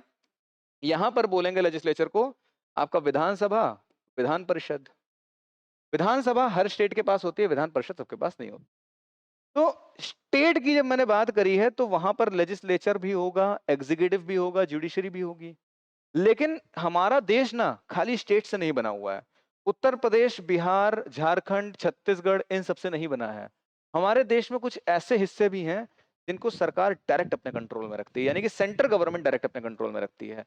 उस जगह के लोगों को कंट्रोल में कौन रख रहा है? उस जगह की गवर्नेंस कौन संभाल रहा है? सेंट्रल गवर्नमेंट संभाल रही है। अब दिल्ली का क्या सीन है? दिल्ली उन्हीं में से एक है। ऐसे लोगों को बोलते हैं यूनियन टेरिटरी। ऐसे लोगों ने ऐसी जगह को बोलते हैं यूनियन टेरिटरीज। यूनियन टेरिटरीज 3 ऐसी हैं। बाकी सभी यूनियन टेरिटरी में सारी चीजें, चाहे वो लैंड हो, चाहे पुलिस हो, चाहे पब्लिक हो, सारी चीजों का कंट्रोल किसके पास रहता है? वहां के पास नहीं होता है, सेंटर के पास होता है। लेकिन 3 यूनियन टेरिटरीज ऐसी हैं। एक तो हो गई आपकी दिल्ली, एक हो गई आपकी पुडुचेरी, एक हो गई आपकी जम्मू एंड कश्मीर। ये 3 यूनियन टेरिटरीज ऐसी हैं जहां पर हमारा जो स्टेट गवर्नमेंट, वो सेंट्रल गवर्नमेंट है, वो भी है, क्योंकि यूनियन टेरिटरीज है तो यूनियन सेंट्रल गवर्नमेंट के कंट्रोल में हुआ। लेकिन इनके पास अपनी विधानसभा भी है, इनके पास अपनी विधान सभा भी है। जैसे लोकसभा होती, अब लोग जो है सिलेक्ट करके लोगों को भेजते हैं, वैसे विधानसभा में भी लोग सिलेक्ट करके भेजते हैं। दिल्ली, पुडुचेरी और जम्मू कश्मीर के पास अपनी विधानसभा है, लेकिन इस विधानसभा के पास सारे अधिकार नहीं है। ये लोग सिर्फ पब्लिक ऑर्डर को ही कंट्रोल करते हैं, ठीक है? पब्लिक वर्क्स जितने हैं उस डिपार्टमेंट के एग्जीक्यूटिव को संभालते हैं। पुलिस और लैंड का जितना मसला है ये सारा सेंटर के पास रहता है। हम लोग दिल्ली में आए दिन सुनते हैं कि केजरीवाल और सेंटर में नहीं बन रही है। कारण क्या है? केजरीवाल चाहते हैं कि दिल्ली का पूरा कंट्रोल इनके पास आए, जो यहाँ के सीएम है, विधानसभा में सीएम बने बैठे हैं। सेंट्रल गवर्नमेंट कहती है भैया पूरी पावर तुमको कैसे दे दे यार, तुम यूनियन टेरिटरी हो, तुमको खाली पब्लिक पावर मिलेगी, लैंड और पुलिस हमारे कंट्रोल में रहेगी। अब इसी वजह से क्या है, थोड़े बहुत कॉन्फ्लिक्ट्स हमको देखने को मिलते हैं। अभी हम जम्मू कश्मीर में देखें तो वहां भी पूर्ण राज्य मांगा जा रहा है। जम्मू कश्मीर में वो कह रहे हैं कि हमको कंप्लीट स्टेट बनाओ, हमको यूनियन टेरिटरी नहीं रहना। अभी इलेक्शन हमने देखे हैं, तो उनका भी कहना यह है कि खाली पब्लिक वाला नहीं, हमको लैंड और पुलिस वाला भी कंट्रोल हमको दो। इंडियन गवर्नमेंट कहती है देखो जम्मू कश्मीर स्ट्रेटेजिक लोकेशन है, पुडुचेरी स्ट्रेटेजिक लोकेशन आ जाती है, प्लस फ्रांस से ये लोग बाद में आजाद हुए हैं तो वो भी सीन रहता है कि वहां की चीजों को थोड़ा सही से कंट्रोल करना पड़ेगा। दिल्ली स्ट्रेटेजिक लोकेशन है। इस तरह के जितने इंपॉर्टेंट वाली प्लेसेस हैं वहां पर क्या कहा जाता है कि यार तुम पब्लिक का चीजें संभालो इन तीनों में, बाकी दोनों हमको संभालने दो। बाकी की जितनी यूनियन टेरिटरीज है उन सब में ये तीनों काम ही सेंट्रल गवर्नमेंट संभालती है। दिल्ली, पुडुचेरी और ये जम्मू कश्मीर में पब्लिक वाला जो वर्क है वो संभालता है यहाँ के सीएम, बाकी सब संभालती है सेंटर। ठीक है, तो C only is the correct answer. Which of the following writ is issued to restrain a person from holding a public office to which he is not entitled to? अब यार देखो रिट क्या है पहले ये समझो। आर्टिकल 32 याद है? आर्टिकल 32 में हमने क्या समझा था? आर्टिकल 32 में समझा था कि कॉन्स्टिट्यूशनल रेमेडीज की बात करी जा रही है। आर्टिकल 32 था कॉन्स्टिट्यूशनल रेमेडीज। अब कॉन्स्टिट्यूशनल रेमेडीज का क्या मतलब है? कि अगर हमारे फंडामेंटल अधिकारों का हनन हो रहा है तो हम जा सकते हैं सुप्रीम कोर्ट के पास, हम जा सकते हैं हाई कोर्ट के पास और कह सकते हैं कि भैया हमारे अधिकारों का हनन हुआ है, कुछ तो सपोर्ट करो भैया, जुडिशरी हो आप। तो ये चीजें होंगी, ठीक है। अब ये चीजें अगर होनी है तो क्या होगा, आर्टिकल 32 अपना काम करेगा। अब आर्टिकल 32 के काम करने का अपना कुछ तरीका होगा, है ना। अब मान लो किसी को जबरदस्ती कैद कर लिया, पुलिस आई है उठा करके मुझे ही ले गई, मुझे कुछ नहीं बताया क्यों उठा के ले गई, बस ले गई है ले। पुलिस की जिम्मेदारी है कि 24 घंटे के अंदर मुझे किसी मजिस्ट्रेट के सामने लेकर के जाए, ठीक है। पुलिस की क्या जिम्मेदारी है, मुझे किसी मजिस्ट्रेट के सामने लेकर के जाए 24 घंटे के अंदर। अगर नहीं ले गई है तो मेरे घर वाले जाएंगे मजिस्ट्रेट के पास, कहेंगे भाई पुलिस आई थी, प्रियम मिश्रा को उठा ले गई है और पता नहीं क्यों, और पता नहीं कहाँ है, ऐसा तो नहीं कहीं एनकाउंटर करके मार दिया हो या कुछ कर दिया हो। तो मजिस्ट्रेट क्या कहेगा पुलिस से, हाँ भैया चलो लेकर के आओ मेरे सामने, कहाँ है, 24 घंटे से ऊपर हो गया आप लेकर के नहीं आए हो। क्या कहेगा मजिस्ट्रेट, कहेगा bring the body, bring body या ब्रिंग दी पर्सन, कुछ भी बोल दो।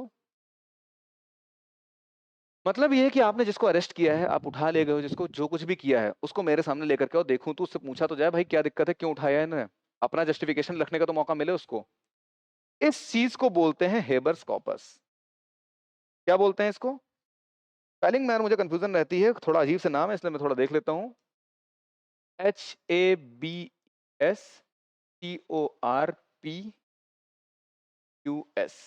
Habeas corpus.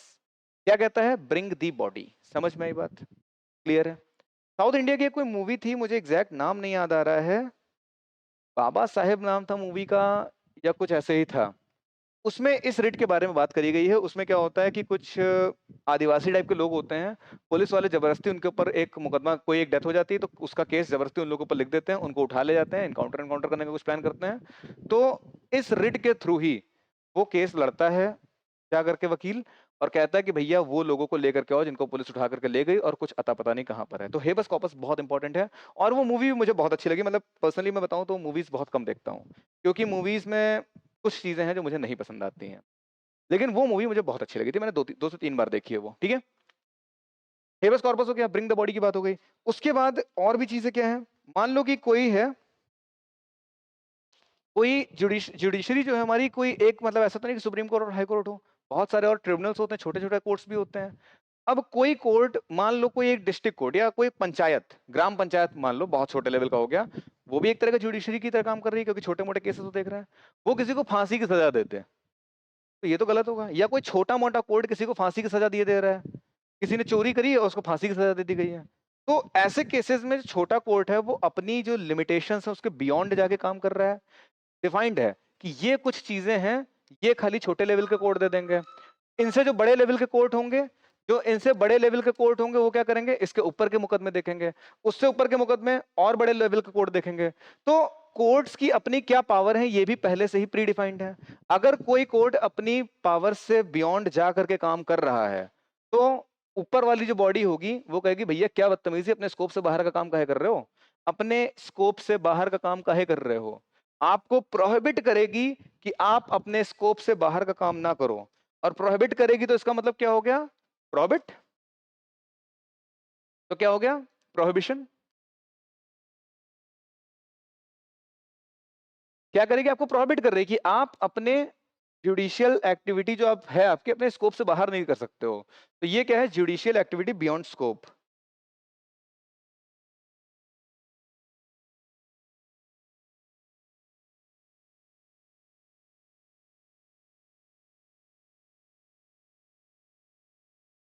तो एक रिट है ये, ठीक है।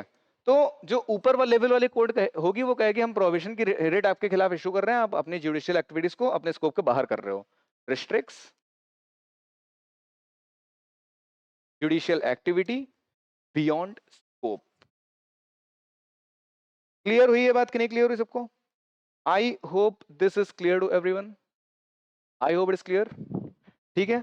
अब इसी तरह से क्या है, इसी तरह से क्या है कि एक कोई कोर्ट है, ऊपर लेवल की कोर्ट है, वो देख रही है कि नीचे लेवल की कोर्ट क्या कर रही है, अपने स्कोप से बियॉन्ड काम कर रही है। एक तो ये केस हो गया कि भैया आप अपने स्कोप से बियॉन्ड काम ना करो। दूसरा केस ये हो गया कि यार एक कोई केस है जो छोटे लेवल की कोर्ट नहीं लड़ सकती है, जो जो केस छोटे लेवल के कोर्ट में नहीं होना चाहिए, बड़े लेवल की कोर्ट में होना चाहिए। और छोटे लेवल की कोर्ट जो है उसमें इंटरफेयर कर रही है। तो जो बड़े लेवल वाली कोर्ट होगी वो कहेगी भैया सुनो, ये जो तुम ये काम कर रहे हो ना, ये काम तुम्हारा नहीं, ये काम मेरा है, तो इस केस को मेरे पास ट्रांसफर करो। वो क्या कहेगी, इस केस को मेरे पास ट्रांसफर करो। वो कहेगी transfer this case to me, transfer the case.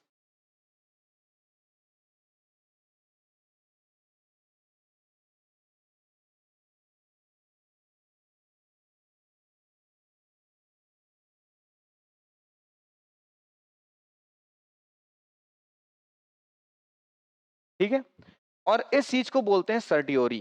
क्या बोलते हैं? सर्टियोरी, CERTIORAR। ठीक है, मतलब स्पेलिंग के बाद देख लें, सर्टियोरी होती है। ठीक है, तो ये तीन क्लियर हुई। Bring the body, habeas corpus हो गया। प्रोहिबिशन हो गया कि प्रोहिबिट करेगी कि आप अपने फंक्शंस बियॉन्ड द फंक्शंस काम नहीं कर सकते हो, अपने फंक्शन, अपनी जो स्कोप है उसी में काम करो। I mean beyond the scope आप फंक्शन नहीं कर सकते हो। तीसरी चीज, अगर आप अपने स्कोप से बाहर की किसी चीज पे आप जुडिशियल स्टेटमेंट दे रहे हो तो आप ना दो, उसको मेरे पास भेजो, मैं दे रहा हूँ क्योंकि वो मेरे स्कोप में है। तो जिसका जो स्कोप है वो अपने स्कोप में रह के काम करे। ये बात हुई। उसके बाद क्या है कि कोई पब्लिक ऑफिस में बैठा हुआ है, ठीक है, और वो अपने काम नहीं कर रहा है। मान लो बहुत करप्शन हमारे देश में है, जानते हैं, सरकारी नौकरी में कितना करप्शन हम लोग जानते हैं। तो कोई इंसान अपने पब्लिक प्लेस पे बैठा हुआ है और अपनी ड्यूटीज को फुलफिल नहीं कर रहा है। पता लगा किसी पुलिस वाले के पास गए, FIR लिखो, लिखा ही नहीं रहा है, कह रहा हम नहीं लिखेंगे, जाओ जो करना कर लो। अगर आप बिजली घर गए हैं, आपने कहा कि भैया मेरा बिल पेमेंट में ये क्या हो गया, इसको सही से काम करो, वो कह रहे ठीक है 15 दिन बाद आना। आपका नाम करेक्शन कराना है, वो कह रहा है 50,000 रुपए जमा करो तब होगा, नहीं तो फिर लगभग 2 साल बाद हो पाएगा ये काम। तो इस तरह की चीजें हो रही हैं। तो मतलब वो जो ऑफिशियल बैठा हुआ है वो अपनी ड्यूटीज को फुलफिल नहीं कर रहा है, तो उसको कोर्ट क्या करेगी, कमांड करेगी कि भैया अपना काम करो, क्या बदतमीजी है ये। वो कमांड करेगी कि टू फुलफिल इट्स ड्यूटीज,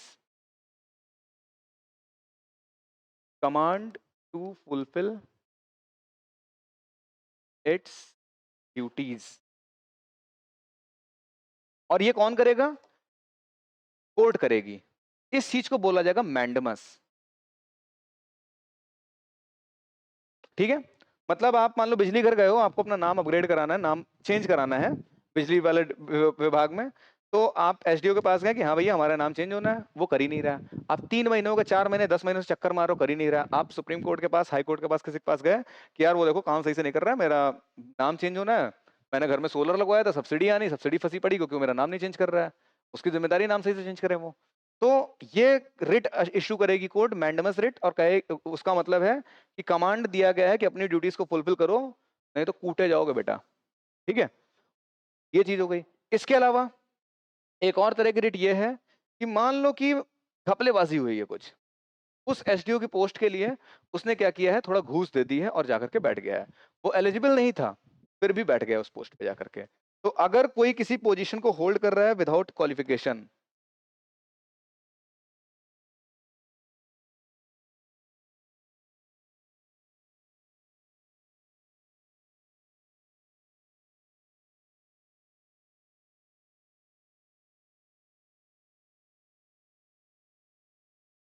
अगर कोई किसी पोस्ट को होल्ड कर रहा है बिना बिना क्वालिफाइड हुए, तो फिर क्या होगा, उसके खिलाफ एक रिट इशू होगी और उस रिट का नाम होगा क्यू वारंटो। ठीक है, तो ये पांचों रिट तैयार हो गई।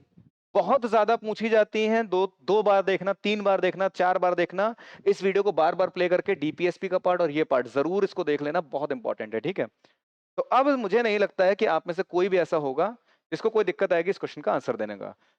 Which of the following writ is issued to restrain a person from holding a public office which he is not entitled to?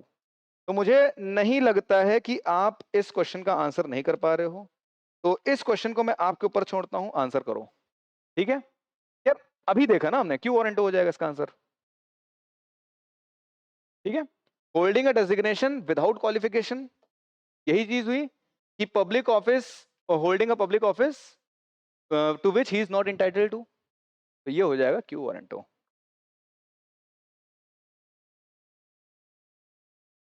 Which of the fundamental right protects forced labor and children working under 14 years?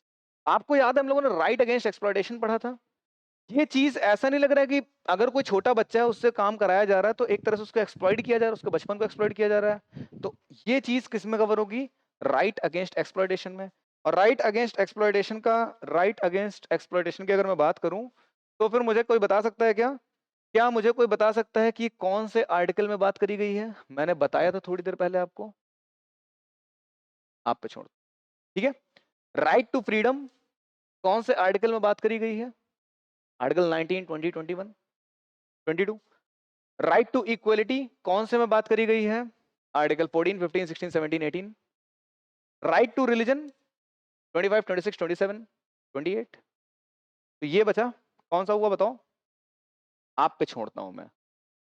ये बात करी गई है right article number 14 से 18 तक, 19, 20, 21, 22, 23 से 24, 25, 26, 27, 28 और 29 और 30 किसकी बात कर रहा है? एक मिनट, कुछ मिस हो गया क्या बीच का? इक्वलिटी हो गया, फ्रीडम हो गया, एक्सप्लॉयटेशन हो गया, रिलीजन हो गया। 1, 2, 3, 4, 5। हाँ, 29, 30 बात कर रहा है माइनॉरिटीज के राइट की। उसके बाद आर्टिकल 32 बात करता है हमारे कॉन्स्टिट्यूशनल रेमेडीज, ठीक है।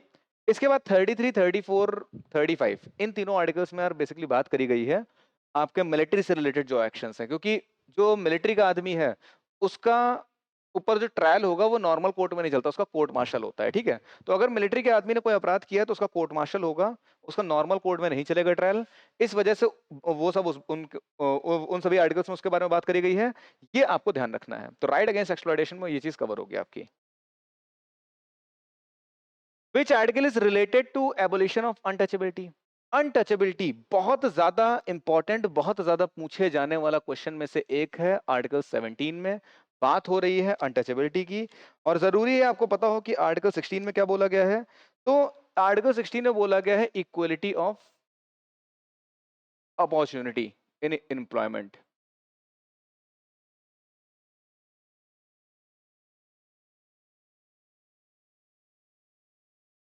अपॉर्चुनिटी इन एम्प्लॉयमेंट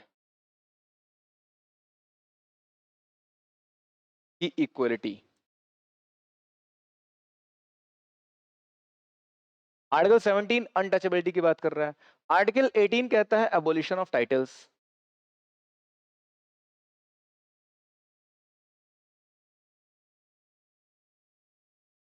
आप अपने आप को मैं अपने आप को महाराजा धीराज प्रियम मिश्रा नहीं बोल सकता हूं। मेरा नाम प्रियम मिश्रा है, बिना बात का कोई टाइटल नहीं ले सकता हूं मैं, ठीक है।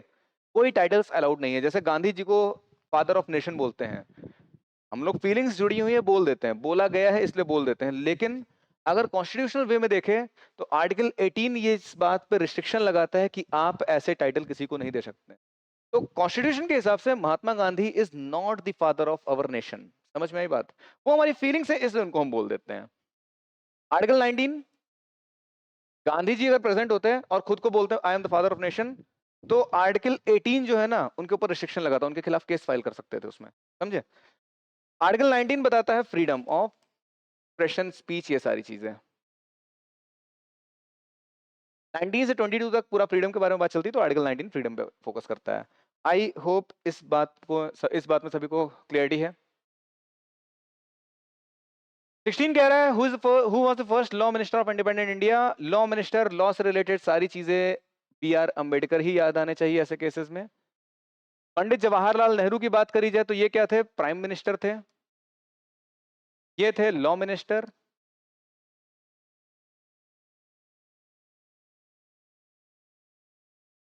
सरदार वल्लभ भाई पटेल हमारे थे होम मिनिस्टर।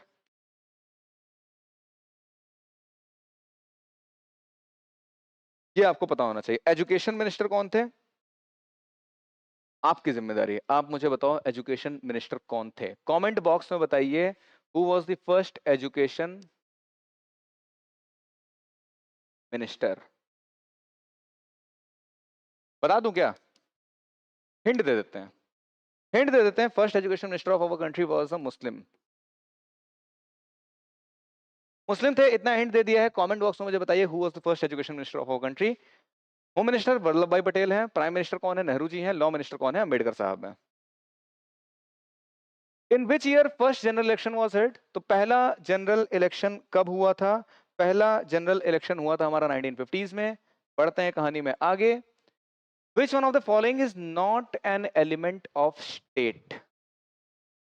स्टेट का एलिमेंट क्या नहीं है? तो देखो यार, जब स्टेट की बात आती है ना, तो दो तरह से हम समझते हैं।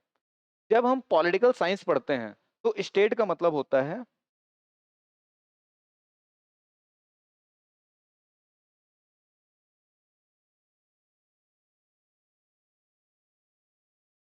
एक ऐसी जगह जिसके पास अपनी टेरिटरी हो, उस टेरिटरी में कुछ पॉपुलेशन हो, कंट्रोल करने के लिए आर्मी हो, और उसके पास सोवरेनिटी हो। ऐसा नहीं होना चाहिए कि किसी और के ऊपर पूरी तरह से डिपेंडेंट है। ये चार चीजें जिसके पास होती हैं उस जगह को बोल देते हैं स्टेट। ये तो बात हो गई पॉलिटिकल साइंस की। यहां पर जिस स्टेट की बात हो रही है वो है स्टेट, मतलब हमारी स्टेट जो हो गई, मतलब उत्तर प्रदेश, बिहार, इस तरह की चीजें।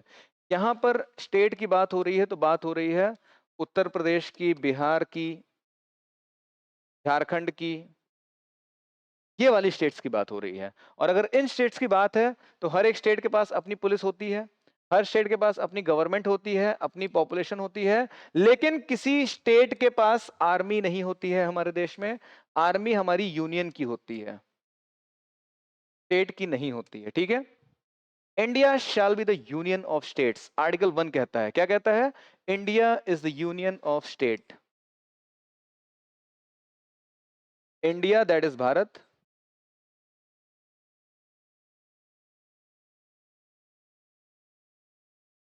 Shall be union of state.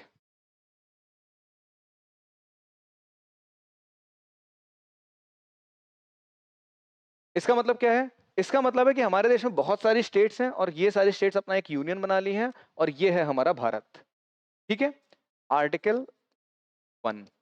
तो ये जो यूनियन होगा, ये जो स्टेट्स का यूनियन है, इसके पास तो आर्मी हो सकती है, लेकिन स्टेट के पास अपनी खुद की आर्मी नहीं होगी। इसके पास पुलिस होगी लॉ एंड ऑर्डर को मेंटेन करने के लिए, आर्मी नहीं होगी। ठीक है। ये बात समझ में आ गई। क्वेश्चन नंबर 18 हो गया है, बारी है क्वेश्चन नंबर 19 की, और उसके बाद प्रस्थान करेंगे क्वेश्चन नंबर 20 की तरफ, और उसके बाद प्रस्थान करेंगे इस क्लास से। Which article says that there shall not be any discrimination among people in hotel, restaurant, shop or any other entertainment place? आप मुझे बताओ। ये क्वेश्चन का आंसर मैं नहीं दे रहा हूं, ये क्वेश्चन का आंसर मैं नहीं दूंगा, आप मुझे बताओ। बताओ। दे दूं क्या? चलो मैं बता देता हूं यार। देखो, हमने देखा था पार्ट 1 था, पार्ट 2 था, पार्ट 3 था कॉन्स्टिट्यूशन का। पार्ट 1 बात करता है टेरिटरी की, पार्ट 2 बात करता है आपके सिटीजन्स की, पार्ट 3 बात करता है इन सिटीजन्स के फंडामेंटल राइट्स क्या क्या होंगे। और क्या क्या फंडामेंटल राइट्स होंगे? तो सबसे पहले बात करी गई है इक्वलिटी की, उसके बाद बात करी गई है फ्रीडम की, उसके बाद बात करी गई है अगेंस्ट एक्सप्लॉयटेशन की, फिर करी गई है रिलीजन की, फिर करी गई है बात आपके क्या कहते हैं माइनॉरिटीज की,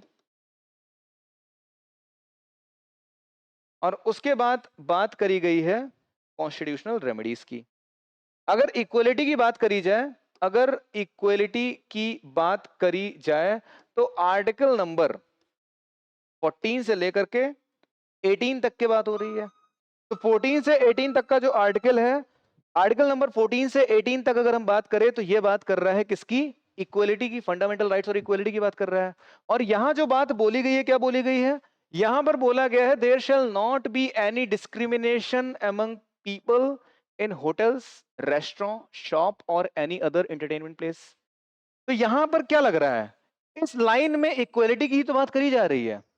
इस लाइन में यही कहा जा रहा है कि डिस्क्रिमिनेशन नहीं होना चाहिए इन सब प्लेसेस पे, और डिस्क्रिमिनेशन नहीं होना चाहिए मतलब सबको इक्वल ट्रीट करना चाहिए। और इक्वलिटी की बात करी गई है 14 से लेकर 18 के बीच में। 14 से लेकर के 18 के बीच में कोई अगर दिखाई पड़ रहा है तो ये 15 ही है। सिंपल। आर्टिकल 15 बताता है ये बात। आर्टिकल 16 बताता है एम्प्लॉयमेंट में कोई भी पार्शियलिटी नहीं होनी चाहिए।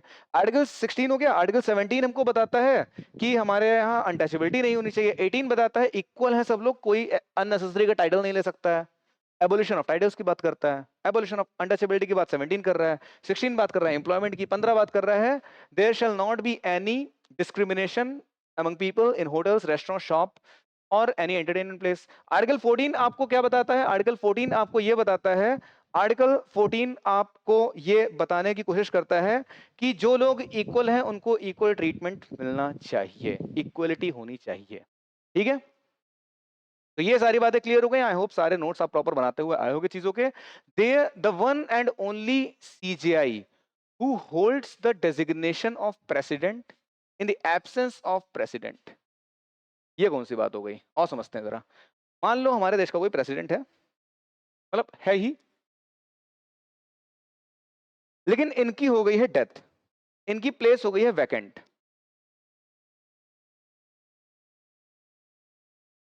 प्लेस वैकेंट है और नया प्रेसिडेंट अभी तक इलेक्ट नहीं हुआ है। किसी भी XYZ रीजन की वजह से प्लेस वैकेंट हो गई, डेथ हो गई, उन्होंने रिजाइन कर दिया, इंपीचमेंट होगा, कुछ भी हो गया, प्लेस वैकेंट है, नया प्रेसिडेंट अपॉइंट नहीं हुआ है। तो इस केस में क्या होगा? जो वाइस प्रेसिडेंट होगा,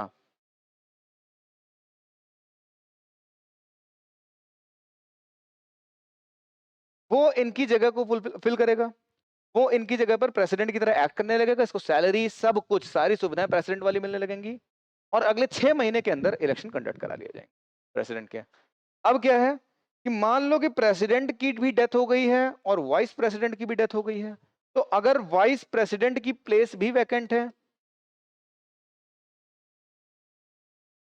तो सुप्रीम कोर्ट का जो चीफ जस्टिस ऑफ इंडिया होगा, जो हमारे देश का CJI chief justice of India होगा, वाइस प्रेसिडेंट भी एब्सेंट है अगर, तो CJI जो है वो प्रेसिडेंट बन जाएगा। तो हमारे देश में एक बार ऐसा समय आया जब हमारे देश में प्रेसिडेंट नहीं थे कोई, और at the same time vice president भी नहीं थे, दोनों ही प्लेसेस वैकेंट पड़ी थी। तो उस समय पे M हिदायतुल्लाह, इन्होंने क्या किया? ये CJI थे और इन्होंने एज अ प्रेसिडेंट सर्व किया। कब सर्व किया? ये 1972 में इन्होंने एज अ प्रेसिडेंट सर्व किया। प्रेसिडेंट ने रिजाइन कर दिया था तो ये जाकर के वहां सर्व करने लग गया। उसके बाद, सॉरी 1972 नहीं, 69, सॉरी, डेथ हो गई थी। 1969 में जाकर के एज अ प्रेसिडेंट सर्व करने लग गया। और उसके बाद क्या हुआ? उसके बाद हुआ ये कि 1972 में जब वाइस प्रेसिडेंट के इलेक्शन हुए तो जीत गए ये इलेक्शन, तो ये इन्होंने वाइस प्रेसिडेंट की तरह भी सर्व किया है। तो 1972 में इन्होंने वाइस प्रेसिडेंट की तरह सर्व किया है, 69 में प्रेसिडेंट की तरह सर्व किया है। और वैसे ये CJI थे, असल में क्या थे? ये CJI chief justice of India थे। तो ये थे हमारे वो 20 क्वेश्चन जिनकी हेल्प से हमने पॉलिटी की मेजर, आई विल नॉट से कि हमने पूरी पॉलिटी रिवाइज करी है क्योंकि पॉसिबल ही नहीं है वो, लेकिन जो जितना किया है, जितना मैक्सिमम हो सकता था इन 20 क्वेश्चन की हेल्प से, उस सब कुछ हमने रिवाइज करने की कोशिश किया है। I'm again saying, online mock test बहुत ज्यादा इंपॉर्टेंट है आपके लिए, और खासकर जब फ्री हो तब तो बेनिफिट जरूर उठाना चाहिए। हर संडे को आप आइए हमारे प्लेटफॉर्म पर। CBT 1 जब तक आपका RRB JEE का नहीं हो जा रहा है, हर संडे को आप आके यहाँ पर मॉक टेस्ट दीजिए, अपनी परफॉर्मेंस देखिए, कहाँ पे दिक्कतें आ रही हैं वो सारी चीजें देखिए, और हमारा कमेंट बॉक्स में बताएंगे तो हम आपके लिए कोई सेपरेट वीडियोस भी लाएंगे। सपोज करिए कि जैसे कि मैंने आपसे कहा कि आपको अगर election of, sorry, impeachment of president पे कोई वीडियो चाहिए, कमेंट बॉक्स में बताइए, हम उसमें लेकर के वीडियोस आ जाएंगे। जो रहेगा हम सारा सपोर्ट करने को तैयार है आपका। करना क्या है? करना बस एक काम है, आप मॉक टेस्ट अटेम्प्ट करिए, जहां दिक्कतें आ रही हैं हमें बताइए, हम लोग पूरा सपोर्ट करेंगे आपका। ठीक है, CBT 1 तक के लिए आपके पास मौका है। ऐप को डाउनलोड कर लीजिए। ऐप कहाँ मिलेगा आपको? आपका ऐप आपको मिल जाएगा प्ले स्टोर पे। गेम लाइव टाइप करना है, इंस्टॉल करना है, यहाँ पे free PDF, test series, strategy video, practice paper और पेड कोर्सेस सब कुछ मिलेगा, और सब कुछ अंडर वन रूफ मिलेगा। And now the time has come to say thank you for watching this video. अपनी मोहब्बत बरसा दीजिए हमारे ऊपर, लाइक्स करके शेयर कर दीजिए अपने दोस्तों के साथ, सब्सक्राइब करके रख लीजिए जिससे कि आने वाली वीडियोस आपको मिले। हम हिस्ट्री ज्योग्राफी के ऊपर भी ऐसे ही डिटेल्ड वीडियोस लाने वाले हैं। हमारे बाकी के यूट्यूब चैनल्स को भी सब्सक्राइब करिए। आप हमें फॉलो कर सकते हैं इंस्टाग्राम पे, ट्विटर पे, और हमें टेलीग्राम ग्रुप में ज्वाइन कर लीजिए, ठीक है। सारी चीजें अगर आपको चाहिए, ट्विटर नहीं सॉरी फेसबुक, ट्विटर ट्विटर मुंह से निकल गया, चलता है थोड़ा बहुत तो, ठीक है। तो कनेक्ट हो जाइए हमारे साथ, और जितनी भी चीजें आपको, सारी चीजों का बेनिफिट मिलेगा, हमारे पास तक अपने मैसेजेस पहुंचाते रहिए और हम आपकी हेल्प करते रहेंगे, ठीक है। तो फिलहाल के लिए क्या करते हैं, अपने आज के सेशन को एंड करते हैं। सब्सक्राइब करके रख लीजिए, हम लोग अभी आगे हिस्ट्री ज्योग्राफी में भी कोर्सेज अपनी इस तरह की वीडियोस लेकर के आने वाले हैं, सब पूरा रिवाइज करने की कोशिश करेंगे, पूरा नहीं अगेन मैक्सिमम पोर्शन रिवाइज करने की कोशिश करेंगे। तो stay tune for upcoming videos. हमने कुछ शॉर्ट वीडियोस अपने डालना शुरू करी हैं, जिसमें आपको मैथमेटिक्स की कुछ शॉर्ट ट्रिक्स दिखा रहे हैं, स्क्वायर कैसे निकाला जाए विद इन सेकंड्स। तो आप हमारे इस यूट्यूब चैनल पे जाकर के देख सकते हैं, वो बहुत ज्यादा हेल्पफुल होगा, क्योंकि कैलकुलेशन बहुत इंपॉर्टेंट रोल प्ले करता है कोई भी एग्जाम क्रैक करने में। गेट में आपको मिलता है कैलकुलेटर, बाकी एग्जाम्स में नहीं मिलता है, तो ये चीज ध्यान रखिएगा। तो इसी के साथ क्या करते हैं, इस सेशन को एंड करते हैं, मिलेंगे जल्द ही किसी नए सेशन में, तब तक के लिए चाहेंगे आपसे विदा। जय हिंद, जय भारत।